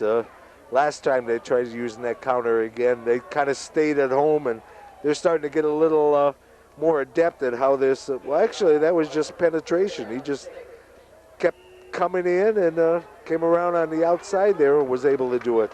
The lane itself was opened up. It was just somebody coming from the outside from the defensive end position there. Gain of a yard, 3rd down and 6. They run the option. Kevern going to keep it, wishes he hadn't. Oh, he got blasted by Matt Herbert. But there was nobody trailing him, and he probably made the wise choice, John, of not trying to flip it back, because that could have been a fumble. Yeah, that could have been maybe a turnover, and that you definitely don't want to do. Don't want to give an offense that hasn't had anything going, give them good field position. So 4th down in a punting situation as the clock is running, 10:14 to go. And that will bring Eric Clary into the game. That was a nice job of bouncing back by that defense, though, and just holding them. because they started out rather badly with that good field position that Chardon got off the opening kickoff. Now we'll see what kind of adjustments they made offensively. Bowdler back deep along with Zustin, and it's headed toward Zustin. Actually, he's headed toward the stands. And they will line it up as the linesman comes up the line. And he will stop. Wow. He will keep walking to the 35-yard, but just shy of the 35. So the ball will be spotted at the 34-yard line. First down and 10 for the Leopards, and we'll see if they can't get something moving offensively. And from a Chardon standpoint, they're liking Curtis Alsace's 12 yards, thank you very much. Yard and a half a carry, you take that every day of the week with this kid. Without a doubt, with any kid you would take that. That's just shutting off what has been the bulk of their offense this season. And thus far, he's got nothing going whatsoever. Anthony Desiato is still the up back. Chardon showing blitz. Backing off. And Whaley to throw. Hit, tripped, keeps on his feet. Gets a block across the 40, out of bounds at the 43-yard line. Got a heck of a block that freed him up to pick up those 7 or 8 yards. His Painter was sitting right there, but there was a good block thrown on him by, I couldn't tell which number. We'll have to give credit on that block. You see Pescic tries to come up high. He just ducks underneath his tackle.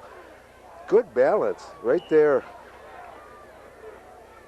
I think that was Chad Norris on the block and McCauley on the tackle. Second down and a yard. Now they've got some options, the Leopards do, with a second down and 1. Sexton and Bowdler wide outs to the near side. They're bunched up inside, though, as that defense. Whaley to throw, being chased. Painter's got him, spins him around. Boy, he's got some great balance. Stays on his feet. Wishes he hadn't, because he lost another 6 or 8 yards for if he'd went down the first time. Yeah. Finally making the play for Chardon. Nate Holy. I don't think going through the air, maybe on quick hitters going through the air might be a thing. One-step dropbacks and fire the ball, but I'll tell you, that pressure is just coming. If you see field position coming into play a little bit there. Painter thought he had him wrapped up, but it ended up Hausen gets in on him, slips out of that one, and finally Landis is able to finish him off and get a good grip on him. Third down and 16. Boy, showing some balance, and when he came to the near sideline to get the play, definitely looked like he was favoring that ankle. Well, that isn't what he wants to be doing here as he fades back against screen. That's a good pass call. to Alsace. He's got some blockers, and he's got some room. He's to midfield around Battles, and Battles trips him up at the 41-yard line. Boy, they finally were able to get Alsace into some open territory, John, and he showed some of that speed that he has. Now that was a good play call that time. That's going to nullify. Let him come at me. Back off my lineman over here blocking for Alsace. That was an excellent play call. That's a good way to stop an aggressive run. I don't know how Battles got a hold of him here. To be quite honest, Battles was actually on the ground here. He's able to just grab enough of that ankle to finish it off. Shoestring tackle. First down and 10 just outside the Chardon 40-yard line. Now, Alsace hasn't done anything from the line of scrimmage. We'll give him the ball this time, and again, nothing doing. McCauley met him there. Hayward was in on the tackle as well. Nate Holy is up on the bottom of the pile, and there's one more guy down there we'll give credit to, and that would be Kevin Neal. Yeah, that was kind of a team effort on that one, I guess. You can see that ground is getting chewed up. Starting to get a little slick out there, not much footing. Yeah. Well, the condition they don't care about in this town, because this, theoretically, no matter what happens, this is going to be the last game played on this field this season. 7.5 to go. Second down and 9. Whaley to throw. Steps, fires, looked for Bowdler and left that one short. Yeah, there was a little comeback pattern, but not quite that much comeback. I don't think it was called for, because he threw it substantially short. Threw it down low, though, where it wasn't going to be intercepted. It was only going to be received by Bowdler, if anybody was going to get it. So a third down and 9. The clock has stopped, 7:19 to go here in the third quarter. Glad you could join us on GTV's presentation of Chardon Hilltopper football. Craig Dees along with John Walsh from Louisville High School. It's the Louisville Leopards and the Chardon Hilltoppers. Louisville is having their first offensive display of the year. They got a critical third down here where they want to try to get a good. But if nothing else, I think they got a little bit of confidence build up that they can move the ball some. They had moved Elsas to a wideout, tried to get him the ball in the open field and could not do it. Pat McCauley on the tackle for Chardon. Gain of a yard, fourth down. Again, that's not a bad try, though, because that's one of those things. If he's your premier guy that you want to get the ball to, that's probably the best way to do it, is isolate him out there, let him try to do his stuff on a one-on-one basis. Pat McCauley just was having no part of that one, took him down right away. Punting situation. Blocked. There they came. Hausen got a hand on it, and he will cover it back at the 43. Battles was in there, but I think Hausen was the man. Boy, they did exactly what you've been saying, John. They came after it. No problems. I might have thought about doing it the second punt he was going back, because, like I said, that extra step, he's primed for a block. Oh, it's a good and way. He got all of it, too. And I tell you what, I think it got him in the ribs. You see he's got the wherewithal to pounce on the football. So Chardon, the recipient of a block punt by John Hausen. And they will get the ball in great field position at the 43-yard line of Louisville. Yeah, again, now they got to get their offense back into gear here. That's Clary in motion. Excellent field position. Neal, huge hole on the left side. Hounds his way for 5, maybe 6 yards. That might be even closer to 7 where they spotted it. Now they're moving it back a little bit. Yeah, I guess about 6. Watch the blocking scheme up front. You can see it just opens up a big lane, and Neal's got a good 4 yards before he's even touched. Elsas on the tackle. Nick Schuschler a little bit slow getting up, but stays in the ball game on the offensive line.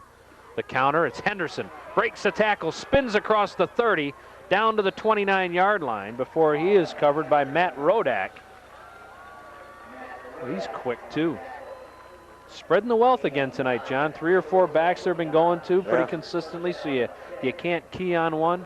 That's exactly what the wing T offense is geared on. It's not only the deception of the counter action, it's also the deception of which back has the ball, and you have to spread that out and allow all of them to get involved in it to make it successful, and that's what they're doing tonight. Clock continues to run, 5:42 and counting. Neal is the single setback. Clary now goes in motion, and they fumble the snap, and Kevern is able to jump on it. Yeah, I think he jumped right underneath. Caught it in midair and went right down with it. And never came out of center with it. It dropped out of his hands there, and he had the presence to dive forward and cover it. Whoop. See that thing just straight, like suspended animation. I'm sure until you actually cover it, though, it seems like forever when you see that ball laying down on the ground.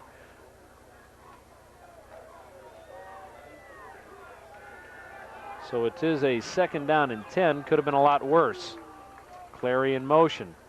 Here's Henderson up the middle, inside the 20, and gets to the 19-yard line, and that will be another Hilltopper first down. Now they're opening up huge gaping holes for their running backs, and they're hitting it all cylinders. Quite honestly, like you said, a score here, and plus we got over half of this quarter gone already, so the clock is moving in their favor. A score could be, at least the first nail in the coffin, quite honestly, at this point.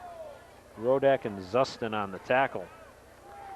They'll spot it at the 18, 4:33 to go. And it's Neal.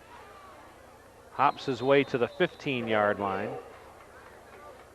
Yeah, I think when he hit the air, somebody swiped at his ankle and was able to take his feet, or he might have been able to go a little bit further.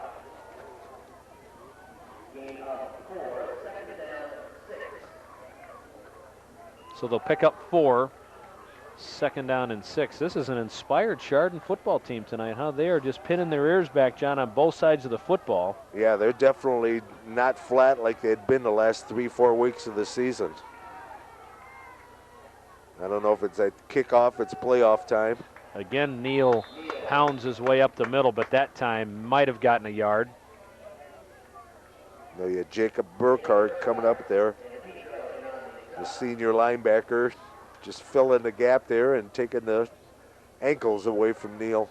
Dan DePietro also on the tackle. It'll be a 3rd down and 6. I'm guessing we're 2-down territory here, though. Josh Long 0 for 1 in field goals on the season, just has not had that many opportunities. No, 0 for 1 isn't many opportunities. Nope. Kevern to throw. Underneath, pass is complete. It's Neal. He spins inside the 5, dives forward to about the 2-yard line, and that will be another 1st down. I think that was Hausen on that one, 43. Oh, was it? They're getting a little muddy. Yeah, it was Hausen. Rodak on the tackle. That was Hausen. Numbers good. You saw that 3 at the end. You were right there. See the 4 beside it, though? It's one of those math problem things. I'm starting to get eyes like you. Say 1st down and goal from the 2. You haven't mentioned those in a while since '98. That's I don't right. think. Yeah. Painter is the single setback now, and that's who gets the football, and he gets stood up shy of the goal line. Clock continues to move, which is a good thing. 2 minutes and 44 seconds to go. Chardon can get it. It'll be near 2 minutes by the time they punch it in the end zone, and they will. Yeah, maybe you have a yard to go. That's about it. Yeah, not much more than that. Dan DePietro again on the tackle. Yeah, just straight forward and punch it right at between the tackles. There's no question. That's what you got to do. Just power it in. Nah, give it to your fullback. Painter, touchdown. Dan Painter from a yard out.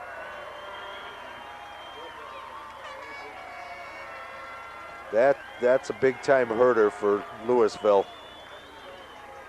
See, just straight ahead, hand it to the fullback, and let him just lower the shoulders and drive into the end zone. Josh Long to attempt the PAT. He is 29 out of 30 on the season so far. You added those 2 earlier ones on us? Thank you very much. Okay, well, just check it. That computer mind. So with 2:14 to go here in the 3rd quarter. Numbers are my life, John. You know that. Well, I'm I know sick that way. But that +2 is a tough one. It is. It really is. So 2:14 remains here in quarter number 3. Chardon well on their way now. They lead it by a score of 21-0.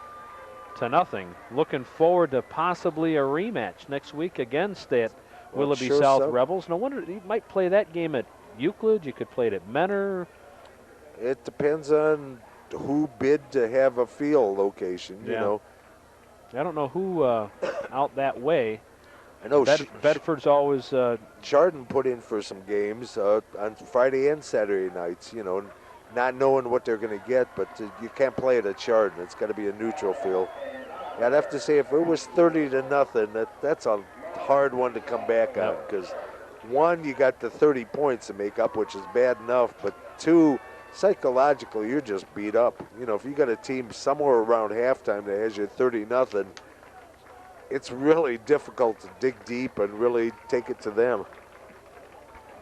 So Josh Long will boot it one more time, and back deep for Louisville. It's the same 2 characters, Curtis Elsass and Justin Bowdler.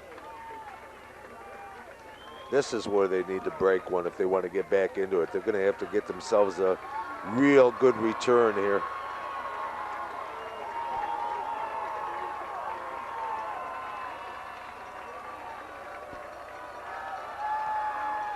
Josh Long to Bowdler at the 12. Across the 25. Makes his way to the 30-yard line, and that's where the Leopards will take over. With 2:08 to go here, 3rd quarter. It'll be a 1st down and 10 for an offense that has sputtered. At best, they've sputtered. They haven't even gotten started, so they can't even sputter. And actually, it looks like their strategy at halftime was to come out and throw the ball, and that I really don't understand. The screen passes, quick hitters, things like that, yeah, I'll agree with that, but straight dropbacks, he just doesn't have any time back there. Justin Bowdler now is the quarterback. He quarterbacked last week. They run a delay. This is Elsas, and he'll pick up a couple of yards. Bowdler did throw a touchdown pass last week in his effort. That might have been one of the bigger holes they've opened up for him there. Quite honestly, he actually had a little lane to run into that time, and that's the first time I've seen that. Normally when Elsas gets the ball, he has nothing in front of him except white and brown now jerseys. Now Whaley's back in the game at quarterback, and Bowdler is a slot on the far side. They're back to the I formation. Minute 29 and counting, third quarter. Whaley to throw, being chased. Stays on his feet, got a block, but they blocked the defender right into him. Be dangerously close to a first down. Needed to get to the stripe at the 40. Looks like he's going to be shy of that, so 3 fingers go up from the lineman. Pat McCauley on the tackle. He's an elusive one, isn't he? Oh, very much so. There's no question about that. But boy, I'll tell you, he just doesn't have the time. He's got to start scrambling immediately. As soon as he gets back there, sets up, he's got to go into a scramble mode. Third down and a short 2. They run that full house backfield again. Hard count. They flip it to Elsas. Across the 40. Look out, could be gone. Yes, he Elsas will go 62 yards for the score. He found an opening, John, and he was gone. Yeah, finally he did get his lane. Like I said earlier, that was the first little running lane he had. That makes number 2. Maybe they found a blocking scheme that works for him. He does have some speed when he gets rolling, though. See right here, he's got his lead blockers. There it is right there. Yeah, they just opened it up, and Elsas was off to the races. There he went. We got flags on the field as they're whipping footballs at us. Just duck, John. I don't see a cheerleader that looks like she got the arm to get it up here. Dead ball, offsides against Chardon. So that'll move him halfway closer. Still kicking extra point. Are you thinking about 2? It looks to me like they're going for 2. Yep. Because they're doing mass substitution. Normally, when you got your kicking team out there already, you're not going to change it. Here comes Elsas. Comes back. Whaley comes all the way to the near sideline. He will sprint all the way back out to the field. So the ball's at the 1.5-yard line. You know, a pass might not be bad now, though, with his scrambling ability, getting 2 yards or 1.5 yards. Whaley will go under center. I don't know why they don't use Whaley more in his running ability. Just let him bootleg it, take it outside. Pitch, Elsas up the middle, stood up at the line of scrimmage and did not get in. So Chardon has stopped him. He ran into a brick wall. Oh, big time. Man. Big time. Not sure exactly who was standing there, but he did. He was bowled over, and he immediately just got stood straight up. Pitch back to him, and there he is, just stood straight. Kevin Neal leading the charge in there. Yep, met him head on and just stood him right up. So with 24 seconds remaining here in quarter number 3, it is Chardon 21 and Louisville 6. Well, I'm guessing that pretty much takes the Louisville kicker right out of the game. You're not going to see much of him because they're going to be going for 2 points from here on in. Pretty much. But Curtis Elsas just shows you how quick a big play player can get into the end zone, and he certainly did there. Yeah. There's Pat McCauley. But, you know, the clock's going, we're down to 24 seconds left here in the third quarter, and by the time they get, they're going to have to score 2 more times with maybe 9 minutes left on the clock? Because I imagine the way Chardon's been moving the ball, they're going to eat up at least a good 3 minutes on that clock. Wouldn't mind a nice 7.5-minute drive, punch it in from 1 yard out. Wouldn't be bad. Okay, they pumped up and just going to go deep with it? Yep. Down the middle. Oh, actually, the near side. McCauley going to take it inside the 20. Scoots up the middle across the 35 to the 40-yard line, and Chardon again with great field position. On the play for Louisville was Matt Herbert, number 33. Also coming up off the bottom of the pile, Matt Rodak. You see the Chardon faithful across the way. The Chardon coaches in that press box across the way. Hanging out of there, looking down on the field. It's a nice little deal they have over there. They have their own press box all to themselves. Not bad. That's what it looks like. So Kevin will go under center. First down and 10. Here's the counter. That's Henderson. And Henderson picks up another 2 or 3 tough yards. Chardon really moving the football in the right direction, though, John. Yep, and that's going to be Every it for the third quarter. So 3 quarters are in the book. Chardon looking to play in week number 12. They need to hang on to a 21-6 lead that they have established at this point. They need to hang on to the football for a couple of reasons, because we just saw what Elsass can do. Yes. And he can get in the end zone that fast, and you certainly don't want to give them the ball back because they're still in the ball game as long as he's in the ball game. So quite honestly, just keeping the ball. 1, you're moving it down the field, but 2, importantly, clock is pretty much your friend at this point. As long as you keep it inside the markers so that you can keep that clock running.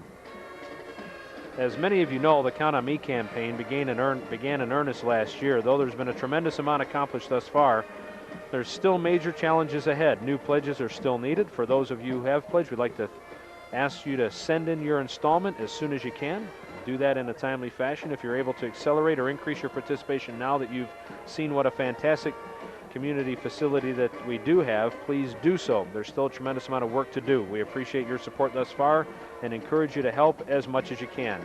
Can we count on you? Please send your pledge in installments to Post Office Box 798, Chardon. And I was there for my first football game this year, John, against Benedictine.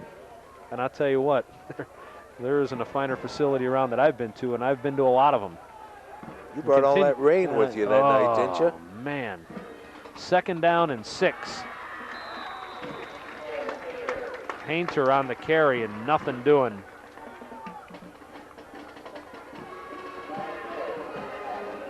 No, they kind of stuffed that. Neal. That was Kevin Neal. That's what I get for listening to the PA guy. Yeah, you got somebody got into the backfield there and just grabbed onto his ankles. That looked like Brian Jones. 3rd down and 6.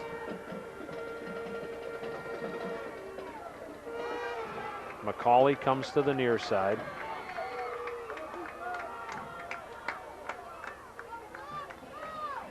That time it's Painter. Not much that time either.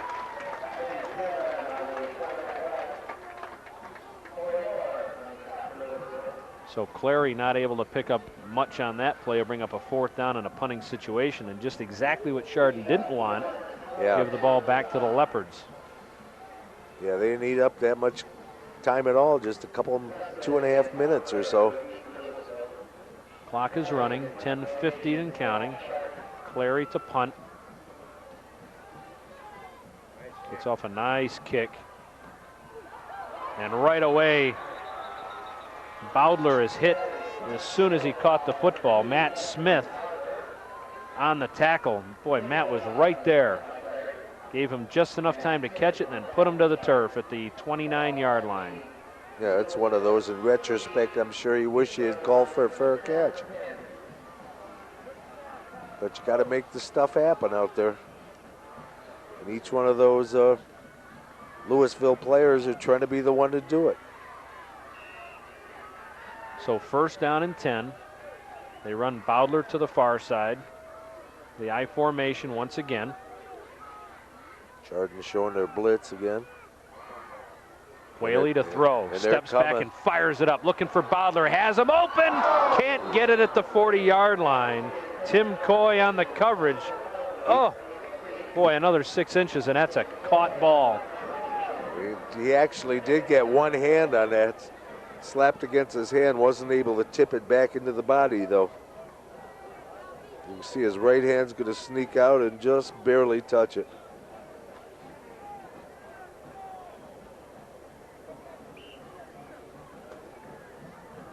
.10:35 to go. Clock has stopped. Curtis Elsass has come off the field.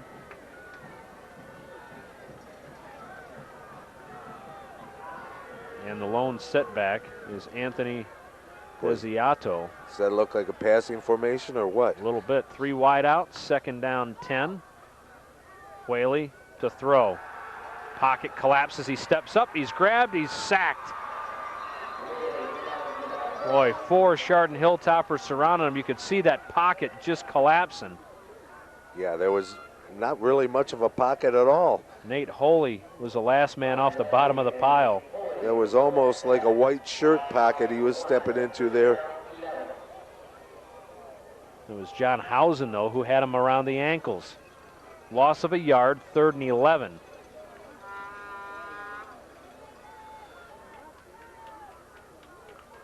Elsass comes back into the game. I'm surprised in that formation they wouldn't at least keep Elsass as a blocking back. You know, I mean, it became rather obvious where the ball was going to be going. There's that screen, and they snuff it out. Oh, John Housen just planted Curtis Elsass. Yeah, that didn't fool him at all. Fool me once, shame on me, right? Not twice. As soon as Elsass turns around and meets Mr. Housen. Gee whiz, 4th down and 17. That's a huge defensive stand by the Hilltoppers, getting the momentum back and pinning Brian Potts back at his 5. I suspect they're coming again. But you got to be careful. Potts gets it off, a nice high kick. Hayward gets that one over his head, takes a leopard bounce. Ball spotted at the 30-yard line, and the Hilltoppers will take back over. 1st down and 10 with a 21-6 lead with 8:52 to go. Well, that extra step or so really helps Brian Potts when he gets it off. Oh, yeah. See, he's boomed a couple of them tonight. Yeah, he's had a couple of, the one was deep in their own territory, got him out of a huge hole. So yeah, it does work, except it makes you susceptible to having somebody get their hands on it. So when Housen blocked that one, it almost seemed like he got his belly right on the ball. He was so far into the kicker. They chuck that ball off to the sideline. Now we are ready to play. Set. Let's do a little whistle. There you go. 8:52 to go. Boy, it is getting tough to see those numbers. I'm not sure who the deep back is. I do know, though, as a flag comes flying in as Clary takes it across the 35-yard line. Boy, that was a violent flag, too, wasn't it? I mean, he wound up and stepped into that one and all, really flung that flag. Matt Rodak on the tackle. Holding Chardon. Yep, you knew when that came in, it was something along those lines. Obviously, by a referee that doesn't think much of holding, because he really flung that flag at the kid. Good thing they don't use the bean bags like they do in the NFL, you know? That one could have hurt. Well, they try to throw it as close to the infraction as possible because that's where the penalty begins. That will move it back inside the 20 to the 19-yard line. So it'll make it a 1st down and 19. Actually, maybe 1st down and 21. 21, yeah. So there's 8 minutes and 46 seconds to go. See, and this is the thing that gets me. Chardon could have stayed in the huddle for another 30 seconds here. Yeah. After the penalty because the clock stops. Not that it should matter, at least you hope it doesn't.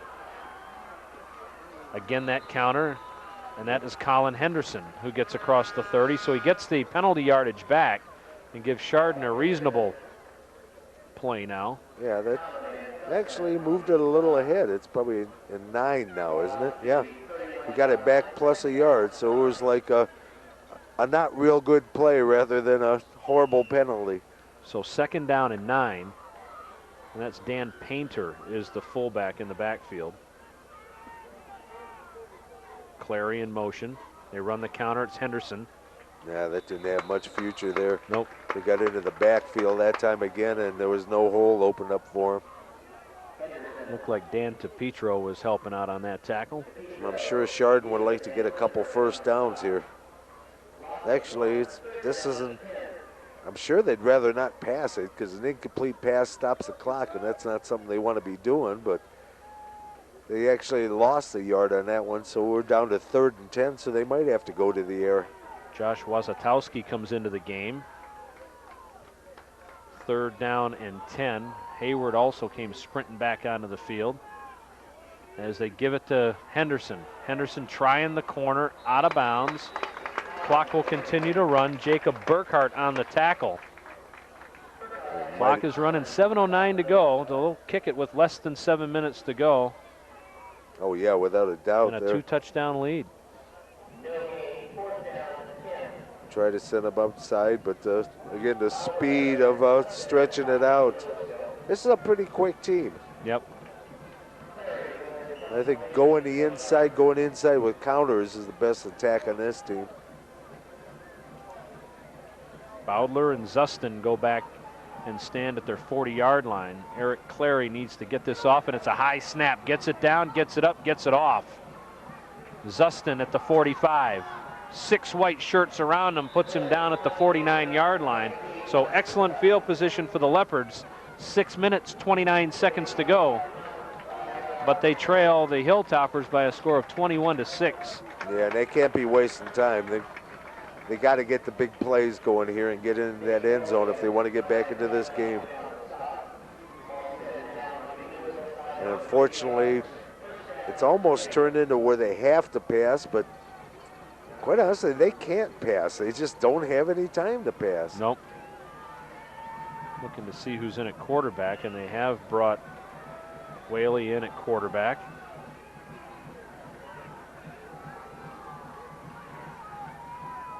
Coming out of the eye again. Elsass will go in motion. And Whaley will throw. Rolls out looking, being chased, being grabbed, being dropped right at midfield. And we've got a flag downfield at the 25-yard line. I guess they're calling offensive. Well, Pat McCauley's clapping his hands like, yeah, that guy was all over me. And you know, offensive pass interference Loss of down is the worst penalty you could ever have in football in high school. Loss of down, 10-yard penalty. And really worst at this time because they need the downs. See what they call. They're discussing it right now, but referee said something to him and made McCauley happy, so you got to assume that's what it was. Unless he was barking at the official down there and the official threw a flag for unsportsmanlike. Let's see what the referee has. Oh, they're picking it up. They will pick up the flag, so.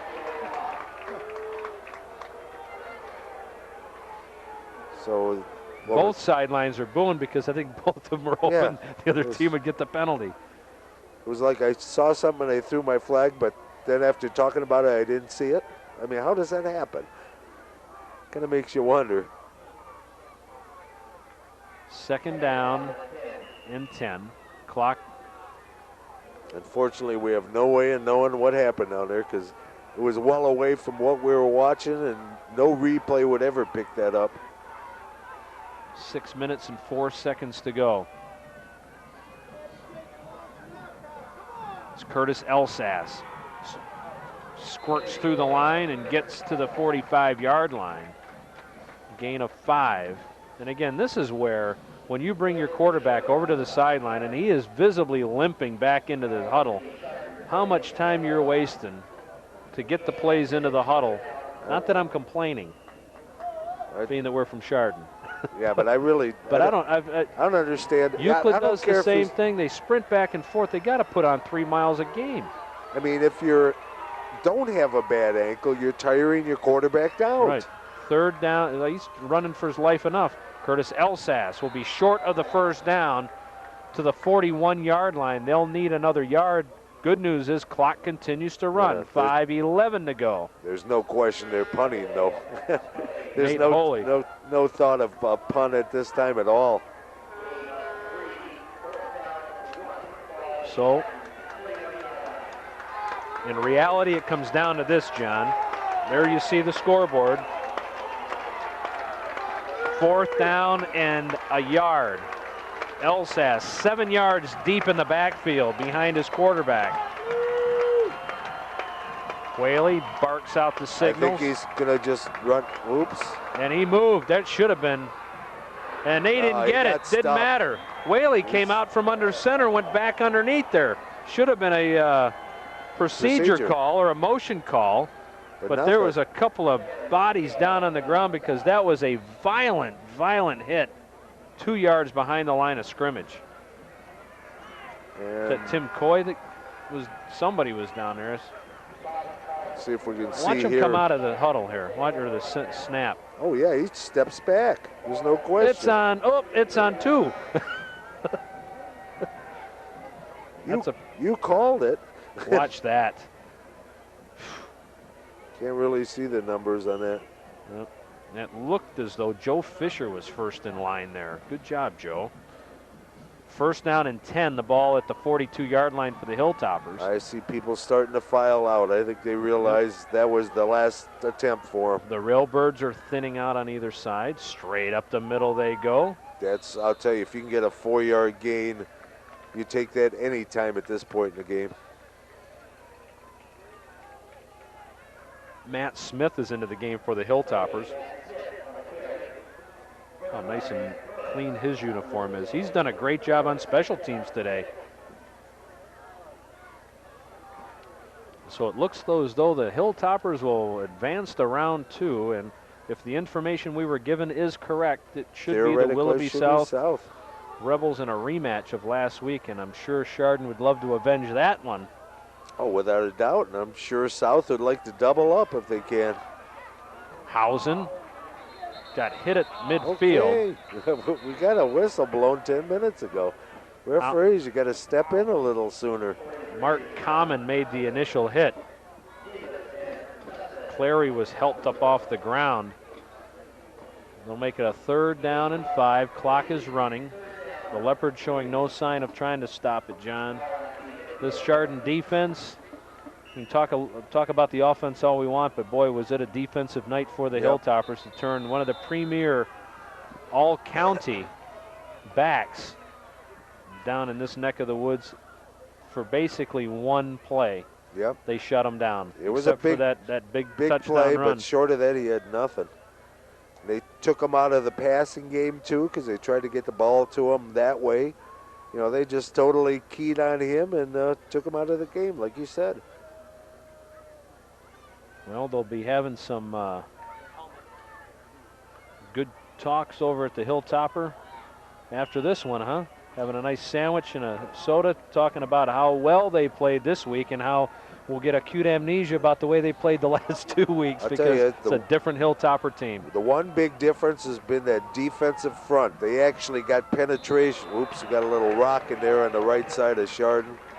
But it's the penetration they got. And quite honestly, I have not seen that all season. This year they've lived, or tonight they've lived in Louisville's backfield here. And that's just made the difference. It took their passing game away totally. And it's really difficult for a running back, I don't care how good you are, to get anything going when, you know, you get one step after getting handed the ball and there's somebody grabbing onto you already. So that's what the difference in the game is. I think the penetration by that defensive front today. 2:49 and counting.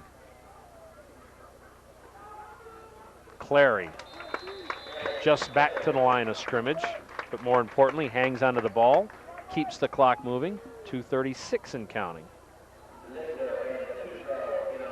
Yep, it's moving, and Chardon's going to punt it away. Theoretically, looking at one more good defensive set, and this ball game should be about done. They will send 10 men this time, and they will only move Justin Bowdler back to receive the punt. So 10 are coming. Clary gets the snap, gets it off. Incidental contact. Bowdler calls for the fair catch. I mean, there was definitely contact, but the official was thinking that Clary did a pretty good job. And the Emmys are coming up on Sunday. Theoretically, yeah, the third and last shot at him.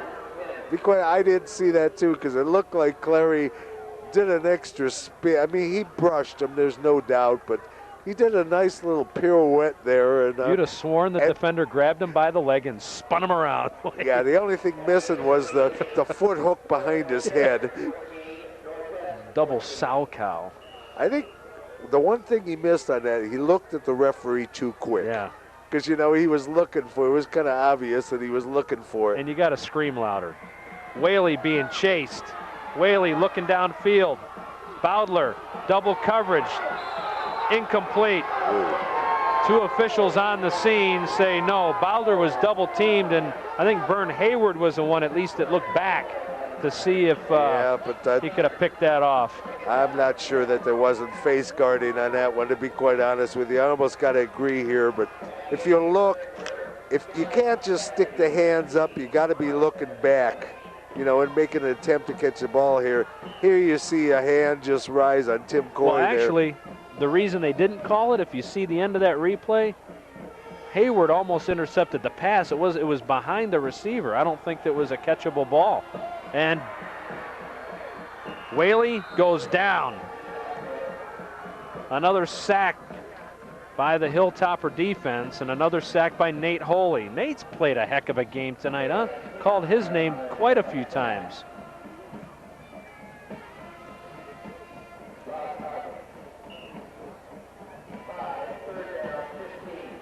Oh, you know who else was it? Brian Landis was the first man to make the hit. Yeah. 5th sack of the night. Whaley looks, being chased, being grabbed, being sacked again.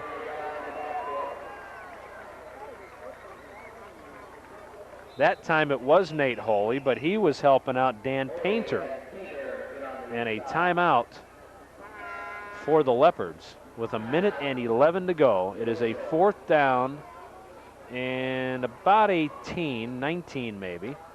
So Chardon will live to play in week 12.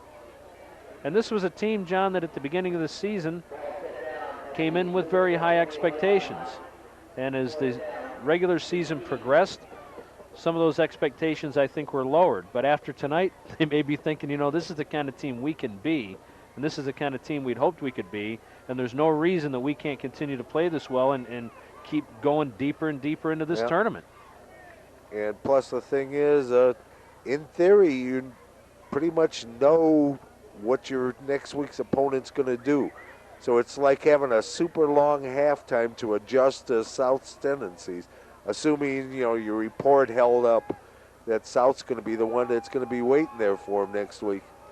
So Jim DePofi, in his first season here at the helm after 17 years an assistant, is staring his first playoff victory right in the eye right now. And a excellent game plan defensively, and offensively churned it out against a very tough defensive team from Louisville. As Gary Whaley goes back to throw, Painter's there again, and he somehow gets away again. Is he elusive or what? Whaley across the 30, near the 40s, and be darn close to a first down. I think he might have got the first down. Holy again made the tackle. He's got the first down. He's got the first down. What a great run. Yeah, he just got, he is slippery, though. What a great run. He's like the old Fran Tarkington days. Remember, he just couldn't bring that little guy down, and look at this kid go. You know, with his running ability, why isn't he utilized for that, you know? I've seen Lake Catholic several times this year, and they've got Mark Petrozello, who is that type of a runner. Pass complete. Bowdler out of bounds. First down. Tim Coy on the coverage, but Petrozello, they put in fake handoffs, and he tucks the ball away, and he's gone. I mean, he runs right behind that lead runner into the hole, and he's got, I don't know how many yards this season, almost probably 600 or 700. But we have not seen him tuck it away as a running back. No, that's what I'm saying. His has been strictly scrambles. Right. But he shows tremendous elusiveness and cutting ability and good speed. You put that kind of an offense in for him. Curtis Alsaz runs into John Housen. And the clock is running, 36 seconds to go. Again, Hausen grabbing him from his own backfield there. Taking the pins right out from underneath him. 2nd down and 13, Gary Whaley to throw. Look out from behind, he's going to step up. Chased by Holy, tucks it away, puts his head down and gets out of bounds after a gain of about 4 or 5 and 15 seconds remain. Outstanding effort by the Hilltoppers. Good to win a playoff game, huh? Oh, yeah. Yeah, that's exactly what the hopes were coming into here tonight. It's going to make that ride back to Chardon a little bit easier. Kevin Neal on the tackle, Nate Holy on the tackle, John Hausen on the tackle. It's not going to make it much lighter, though. That Route 44 is dark, you know? So I'm thinking 77 going on tonight. We'll see. Here come the footballs in the stands again. Yep. Well, they're not going to need them anymore this year. Yeah, you may as well get rid of them, that's especially if they're dated the year 2001. See, I told you, So none of one has an arm. Louisville will go out in the first round once again.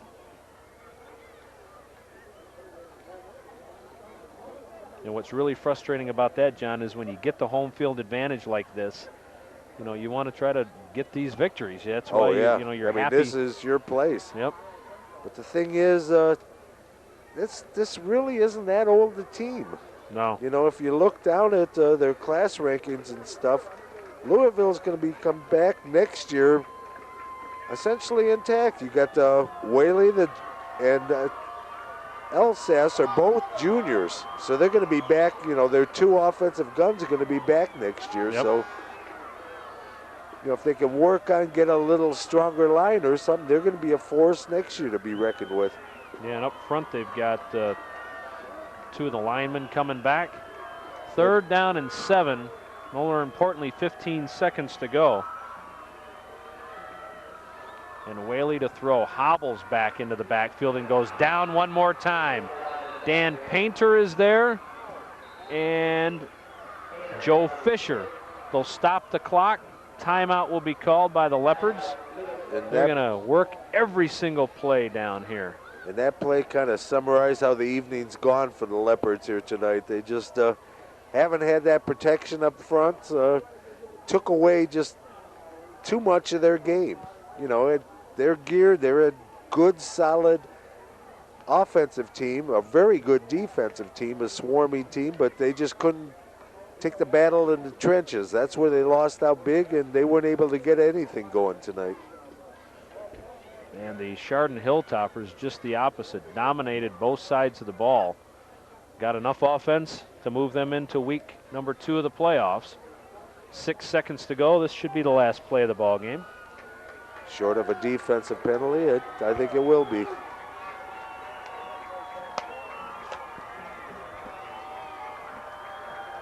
Well, Paul Farah, end of another good season, but not good enough.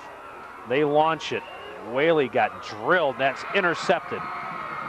Vern Hayward going to get the interception, come down the sideline and took a heck of a hit at the 45-yard line, and the ball game is over. So the Chardon Hilltoppers have come to Louisville and walked away with a first-round victory. And again, we anticipate, if that score was accurate, that they will be in a rematch against Willoughby South. You'll have to check the newspapers on Monday in order to see exactly where that game will be played. It will probably be on the internet on Sunday at ohsaa.org if you're looking at home to say, geez, I wonder who we're playing. That will tell you, but it's usually posted about 2 or 3 o'clock on Sunday afternoon. So depending on when you're watching this, pick up the internet. What'd you think? I was impressed. They almost had a little swagger to them today. You know, I mean, a real that's definitely sense of confidence. Isn't the same team we've seen the last 3-4 weeks, and maybe this is the little kick they need. And I'll tell you, I'm looking forward to next week. That could be a very fun, entertaining ball game. Oh, it will be. Those rematches are always very good because both teams have a lot to play for. And they both have seen each other and know what they're getting into. And, you know, whoever can adjust to what they do best is going to come out on top. So chances are it won't be that long of a drive. Yeah, that will be a bonus. All right, before we get out of here, we need to tell you the good folks that helped bring you this ball game. And again, please thank these sponsors when you get a moment. Connecticut Incorporated, they've been with us for many years. Poland and Battle certified public accountants. Junction Auto Sales at US 322 and Ohio 44. We'll pass by there tonight. Buick Pontiac GMC Trucks, dependability since 1931. Ayrshire Corporation, Crane Service, Industrial Construction and Maintenance. Another proud sponsor. Burr Funeral Home and Cremation Service. Saw Mr. Burr downstairs today. Good to see him again. A.J. Goulder Electric Company. Chardon Dairy Queen and DeWeese Landscaping. The Meadows Apartments. Home and Business Storage. Chiaga Gallery, Art and Custom Framing, and the Hilltopper, a full-service restaurant. That's where they're going to be talking about this game tomorrow. Chardon Auto Parts and Howder's Lawn and Sport. Thrasher Radio and TV, Radio Shack and RCA, and White Floral. Rapid Cleaners, exclusively you and KT's Custom Embroidery. Midas Exhaust and Brakes, tires, AC, shocks, and struts.